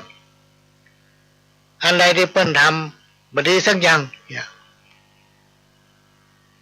ปุโรหิตคนนี้เป็นคนที่ใจบาปกรรมหนากรรมหนากรรมนักได้โอกาสก็กราบทูลยุพระเจ้าพรหมทัตว่าการที่พระองค์ตีเมืองตะกะศิลาบ่สำเร็จก็เพราะว่าไม่ได้ทำพิธีพีกรรมถวายแก่เทวดาอ้างฟ้าอ้างดินที่สถิตอยู่ที่เมืองแห่งนี้หาวิธีการต่างๆมากราบทูลยุเพื่อพระเจ้าพรหมทัตเริ่มเชื่อไปวันน้อยจนพญาพรหมทัตพระเจ้าพรหมทัตเชื่อแล้วก็ตัดรับสั่งปุโรหิตว่าจะให้ทำประการใดปุโรหิตได้ท่าพี่น้องท่านผู้ฟังคนบดีมันได้ท่าเสนอว่าขอให้พระองค์ควักเอาแก่นตาของพญาเจ้าเมืองแต่ละเมืองที่มาเป็นเฉลยฮับใจพระองค์เนี่ยให้ควักเอาแก่นตาเขาออก แล้วก็พาเอาเนื้อส่วนที่อร่อยไปทำพิธีกรรมแก่เทวดาจากนั้นก็เอาไส้ของพระราชาตึงมดมาขึงล้อมต้นไทรต้นนี้แล้วเอานิ้วมือจุ่มเลือดทาลงที่บนต้นไทรเมื่อทำเสร็จเทวดาก็จะอวยพรให้เพื่อให้พระองค์ได้รับชัยชนะในการเข้าตีเมืองเนี่ยพี่น้องท่านฟังลองฟังกลอุบายมาลงคนไหนที่หู้ตันมันนี่บันได้นะปุโรหิตเนี่ยคนไหนที่หัวดีน้อยลวกแหลมน้อยมันกลัวเป็นหู้ตันมันกลัวเป็นหู้จากพฤติกรรมของมันนะจานพยายามฆ่าเปิ่นต่อมาเมื่อพระเจ้าพรหมทัตได้ฟังแทนที่จะปฏิเสธกลับว่าชื่นชมยินดียกย่องว่าปุโรหิตนี่มันอย่างไม่มีความคิดพิเศษขนาดนี้หรอกคนบดีไปปะคนบดีพี่น้องท่านผู้ฟังพระเจ้าพรหมทัตอวดว่าเป็นแผนการที่วิเศษขนาดหลังจากนั้นพระเจ้าพรหมทัตก็มีรับสั่งให้ทหารที่มีพละกำลังร่างกายกำยำแข็งแกร่งดำเนินการตามแผนที่ปุโรหิตเสนอเมื่อทหารเหล่านั้นควักพระเนตรหรือควักแก่นตาของพญาเจ้าเมืองตึงมดออกแล้วนำไปเป็นเครื่องพิธีกรรมเสร็จแล้วก็ช่วยกันขนเอาศพไปทิ้งก่อนที่ขนเอาศพไปนะควักเอาไส้มันออกมาทำเอาไปหว่านต้นไม้ไทรแล้วก็ช่วยกันขนเอาศพไปทิ้งที่แม่น้ำคงคาจากนั้นพี่น้องท่านผู้ฟังก็ยกทัพไปตีเมืองตะกะศิลาตามบัญชาของพระเจ้าพรหมทัตในช่วงเวลาขณะนั้นตลอดระยะเวลาได้มีพญายักษ์ตนหนึ่งได้หู้ได้หันพฤติกรรมความโหดร้าย ทุกอย่างที่พระเจ้าพรหมทัตกับปุโรหิตได้ร่วมกันทำมาโดยตลอดและก็ไม่สามารถที่ทนดูอยู่ได้ถึงพฤติกรรมมันโหดร้ายของพระเจ้าพรหมทัตกับปุโรหิตจึงเสด็จลงจากป้อมปราการบุกเข้ามายังฐานทัพของพระเจ้าพรหมทัตเมื่อเสด็จมาถึงก็ตรงเข้าจับพระเจ้าพรหมทัตแล้วก็ควักเอาแก่นตาทั้งสองข้างของพระเจ้าพรหมทัตออกนะพระเจ้าพรหมทัตรู้สึกเจ็บปวดอย่างสาหัสดิ้นทุรนทุรายแล้วก็ล้มเพราะพระองค์นอนหงายใต้ต้นไม้ต้นนั้น นอนร้องครวญครางพี่น้องท่านผู้ฟังกิ้งไปมาด้วยความเจ็บปวดในขณะที่ห้องอยู่นั้นด้วยความเจ็บปวดนั้นก็เกิดถึงคำสอนหรือคำตักเตือนของอาจารย์ที่สาประโมกข์เพิ่นสอนว่าลดทิฐิจะไปเป็นคนพาลจะไปเป็นคนที่เอาสันดานบดีเนี่ยนำหน้าเพื่อมีจิตใจเอื้อเฟื้อคิดถึงเปิ้นคิดถึงตัวคือว่าเอาใจเปิ้นมาใส่ใจตัวพอมาเกิดได้เนี่ยมันสายไปแล้วพระเจ้าพรหมทัตร้องให้ค่ำควรได้สักพักก็สวรรคตในที่แห่งนั้นส่วนคนยุคคือหมู่คนบดีเนี่ยพี่น้องท่านผู้ฟังหมู่คนบดีนี่มันหวังอำนาจวาสนาเนาะหวังประโยชน์เนาะหวังอามิตรคนเฮาเนี่ยพี่น้องท่านผู้ฟังถ้าบ่หวังอามิตรบ่หวังประโยชน์บ่หวังอำนาจที่บ่ควรพึงได้บ่ควรพึงมีเนี่ยมาอยู่กับตนตลอดชีวิตมันเป็นไปไม่ได้หรอกคนเฮาจะมีฤทธิ์มีอำนาจอยู่ตลอดชีวิตจะฉลาดกว่าเปิ้นทั้งหมดก็เป็นไปไม่ได้พี่น้องท่านผู้ฟังเปรียบได้เหมือนยุคปัจจุบันเนี่ยการศึกษามันก้าวไกลทุกอย่างพี่น้องท่านผู้ฟังมันมีความลับมันมีในโลกปุโรหิตหวังจะได้เป็นใหญ่เป็นโตนะจะได้มีอำนาจในการครองบ้านครองเมืองถึงหมดที่พระเจ้าพรหมทัตยึดมาเนี่ยก็ได้ถูกพญายักษ์จับได้และจับเอาล่างกระแทกต้นไทรพี่น้องท่านผู้ฟังที่มันเอาไส้พญาเจ้าเมืองทั้งหลายไปหวันต้นไทรต้นนั้นเอาแก่นตาเปิ้นไปวางหน้าต้นไทรต้นนั้นพญายักษ์จับฟาดต้นไทรจนขาดใจตายนี่คือผลของกรรมที่ตอบสนองตันตาหันบาปบุญคุณและโทษมันบ่มีไผหลีกได้พี่น้องท่านผู้ฟังและมันบ่เว้นว่าโอ้บาปบุญคุณโทษเว้นคนนั้นคนนี้มันมีเว้นพี่น้องท่านผู้ฟังมันบ่เว้นไผสักคนผู้ใดกระทำผู้นั้นได้และมีไผแทนได้ด้วยแต่มันช้าน้อยมันช้าน้อยตลาดใดที่เกณฑ์ชะตาวาสนาเฮาดีนะมันยังปรากฏเด้อจะไปเฮ้อเกณฑ์ชะตาลงเด้อถ้ามันลงมาเข้าซ้ำล่ะเหมือนกับคึดเนี่ยพี่น้องท่านผู้ฟังสิ่งทั้งหลายเหล่านี้มันแก้บ่ได้ไผทำอย่างใดต้องได้อย่างนั้นอันนี้เป็นคำสอนของครูบาอาจารย์ก็มาเทียบเพื่อฟังปุโรหิตนี่เปรียบเหมือนคนใจบาปเป็นคนที่มีจิตสำนึกรู้จักบุญคุณไผ ยุยงเปิ้นให้เกิดการแตกแยกนะเอาสิ่งดีๆเข้าหาตัวเก่าหมดพี่น้องท่านผู้ฟังในที่สุดพอวาสนาตกก็ได้รับกรรมของตัวเก่าเปรียบเหมือนองคุลิมานนี่แหละ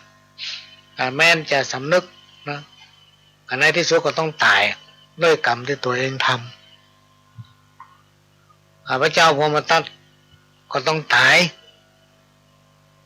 จากการที่ตัวเองกระทำเมื่อคนอื่นๆกรรมนั้นก็สนองตัวเก่าถ้าจะเปรียบถึงปัจจุบันเนี่ยพี่น้องท่านผู้ฟังพญายักษ์ตนนั้นอ่ะเพิ่นอยู่บนวิมานนู่นเพิ่นอยู่ปั๊มที่จะพอในเมืองมนุษย์ของเขาเนี่ยสามารถหันหมดเพิ่นมียานเก่งกล้าซึ่งหู้หันความเป็นอยู่ของคนมนุษย์ว่าไผทำดีทำบดีจะเปรียบเหมือนเท้าจตุโลกบาลที่รักษาโลกมนุษย์เนี่ยเตปาฮักสิ่งศักดิ์สิทธิ์ทั้งหลายโดยเฉพาะประเทศไทยของเขาเนี่ยมีพุทธศาสนาคุณแห่งพระพุทธคุณแห่งพระธรรมคุณแห่งพระสงฆ์คุณแห่งพระแก้วเจ้าทั้งสามประการและสิ่งศักดิ์สิทธิ์ต่างที่รักษายังโลกของเขาก็คือพระสยามเทวาธิราชเสื้อบ้านเสื้อเมืองอย่างทั้งหลายเราเนี่ยเป็นทรงหู้เล็งหันเพราะฉะนั้นสิ่งที่กระทำเนี่ยพี่น้องท่านผู้ฟังมันหนีถึงบ่พ้นนอกจากมาถึงเวลาตอนแต่ถ้ามาถึงเวลาเนี่ยแก้ถึงบัดตกซึ่งเป็นอุทาหรณ์สอนใจได้เป็นอย่างดีว่าถ้าทำบดีได้ความบดีและมันมีชาติหน้ามีชาติเนี้ยพี่น้องท่านผู้ฟังเอาไปบอกลูกบอกหลานเถอะเต้าที่เราสังเกตมานะจะไปคิดว่าคนที่ทำบดีแล้วมีความสุขมันมีความสุขแป๊บเดียวนะก็เดี๋ยวความสุขนั้นหายไปมีนิทานทำเรื่องหนึ่งพี่น้องท่านผู้ฟังก่อนจะฟังนิทานเรื่องนี้ก็มาฟังสปอร์ตทำแป๊บหนึ่ง กฐินทานคือสังฆทานบุญทานยิ่งใหญ่หนึ่งเดือนนักเพราะว่ามันเป็นคนซื่อเพิ่นก็เลยใส่ชื่อว่าไอ้ซื่อเป็นคนที่มีอุปนิสัยซื่อสัตย์มีความขยันหมั่นเพียรอยู่ไปก็เกิดรักใคร่กับลูกสาวของพ่อเศรษฐีด้วยความใกล้ชิดพี่น้องท่านผู้ฟังท่านเศรษฐีก็พึงพอใจในตัวของพ่อชายคนนี้ซึ่งตั้งชื่อว่าเป็นไอ้ซื่อนะเพราะเป็นพ่อชายหนุ่มที่มีความขยันหมั่นเพียรนะมีความขยันหมั่นเพียรจะต้องมีความสามารถดูแลทรัพย์สมบัติของเขาได้แน่ในอนาคตเนี่ยเป็นมองคนมองเงี้ยเป็นนอนตันฟังนี่พอคนแล้วคิดไปถึงการไก่ว่าคนเนี้ยมันดีไปหน้าวันหน้ามันจะพาครอบครัวของลูกเขามีความเจริญรุ่งเรืองอันนี้คนแต่ก่อนนะมันมาตั้งแต่สมัยก่อนพุทธกาลและเป็นนอนตั้งแต่ฟังเพิ่นจะพอคนอย่าง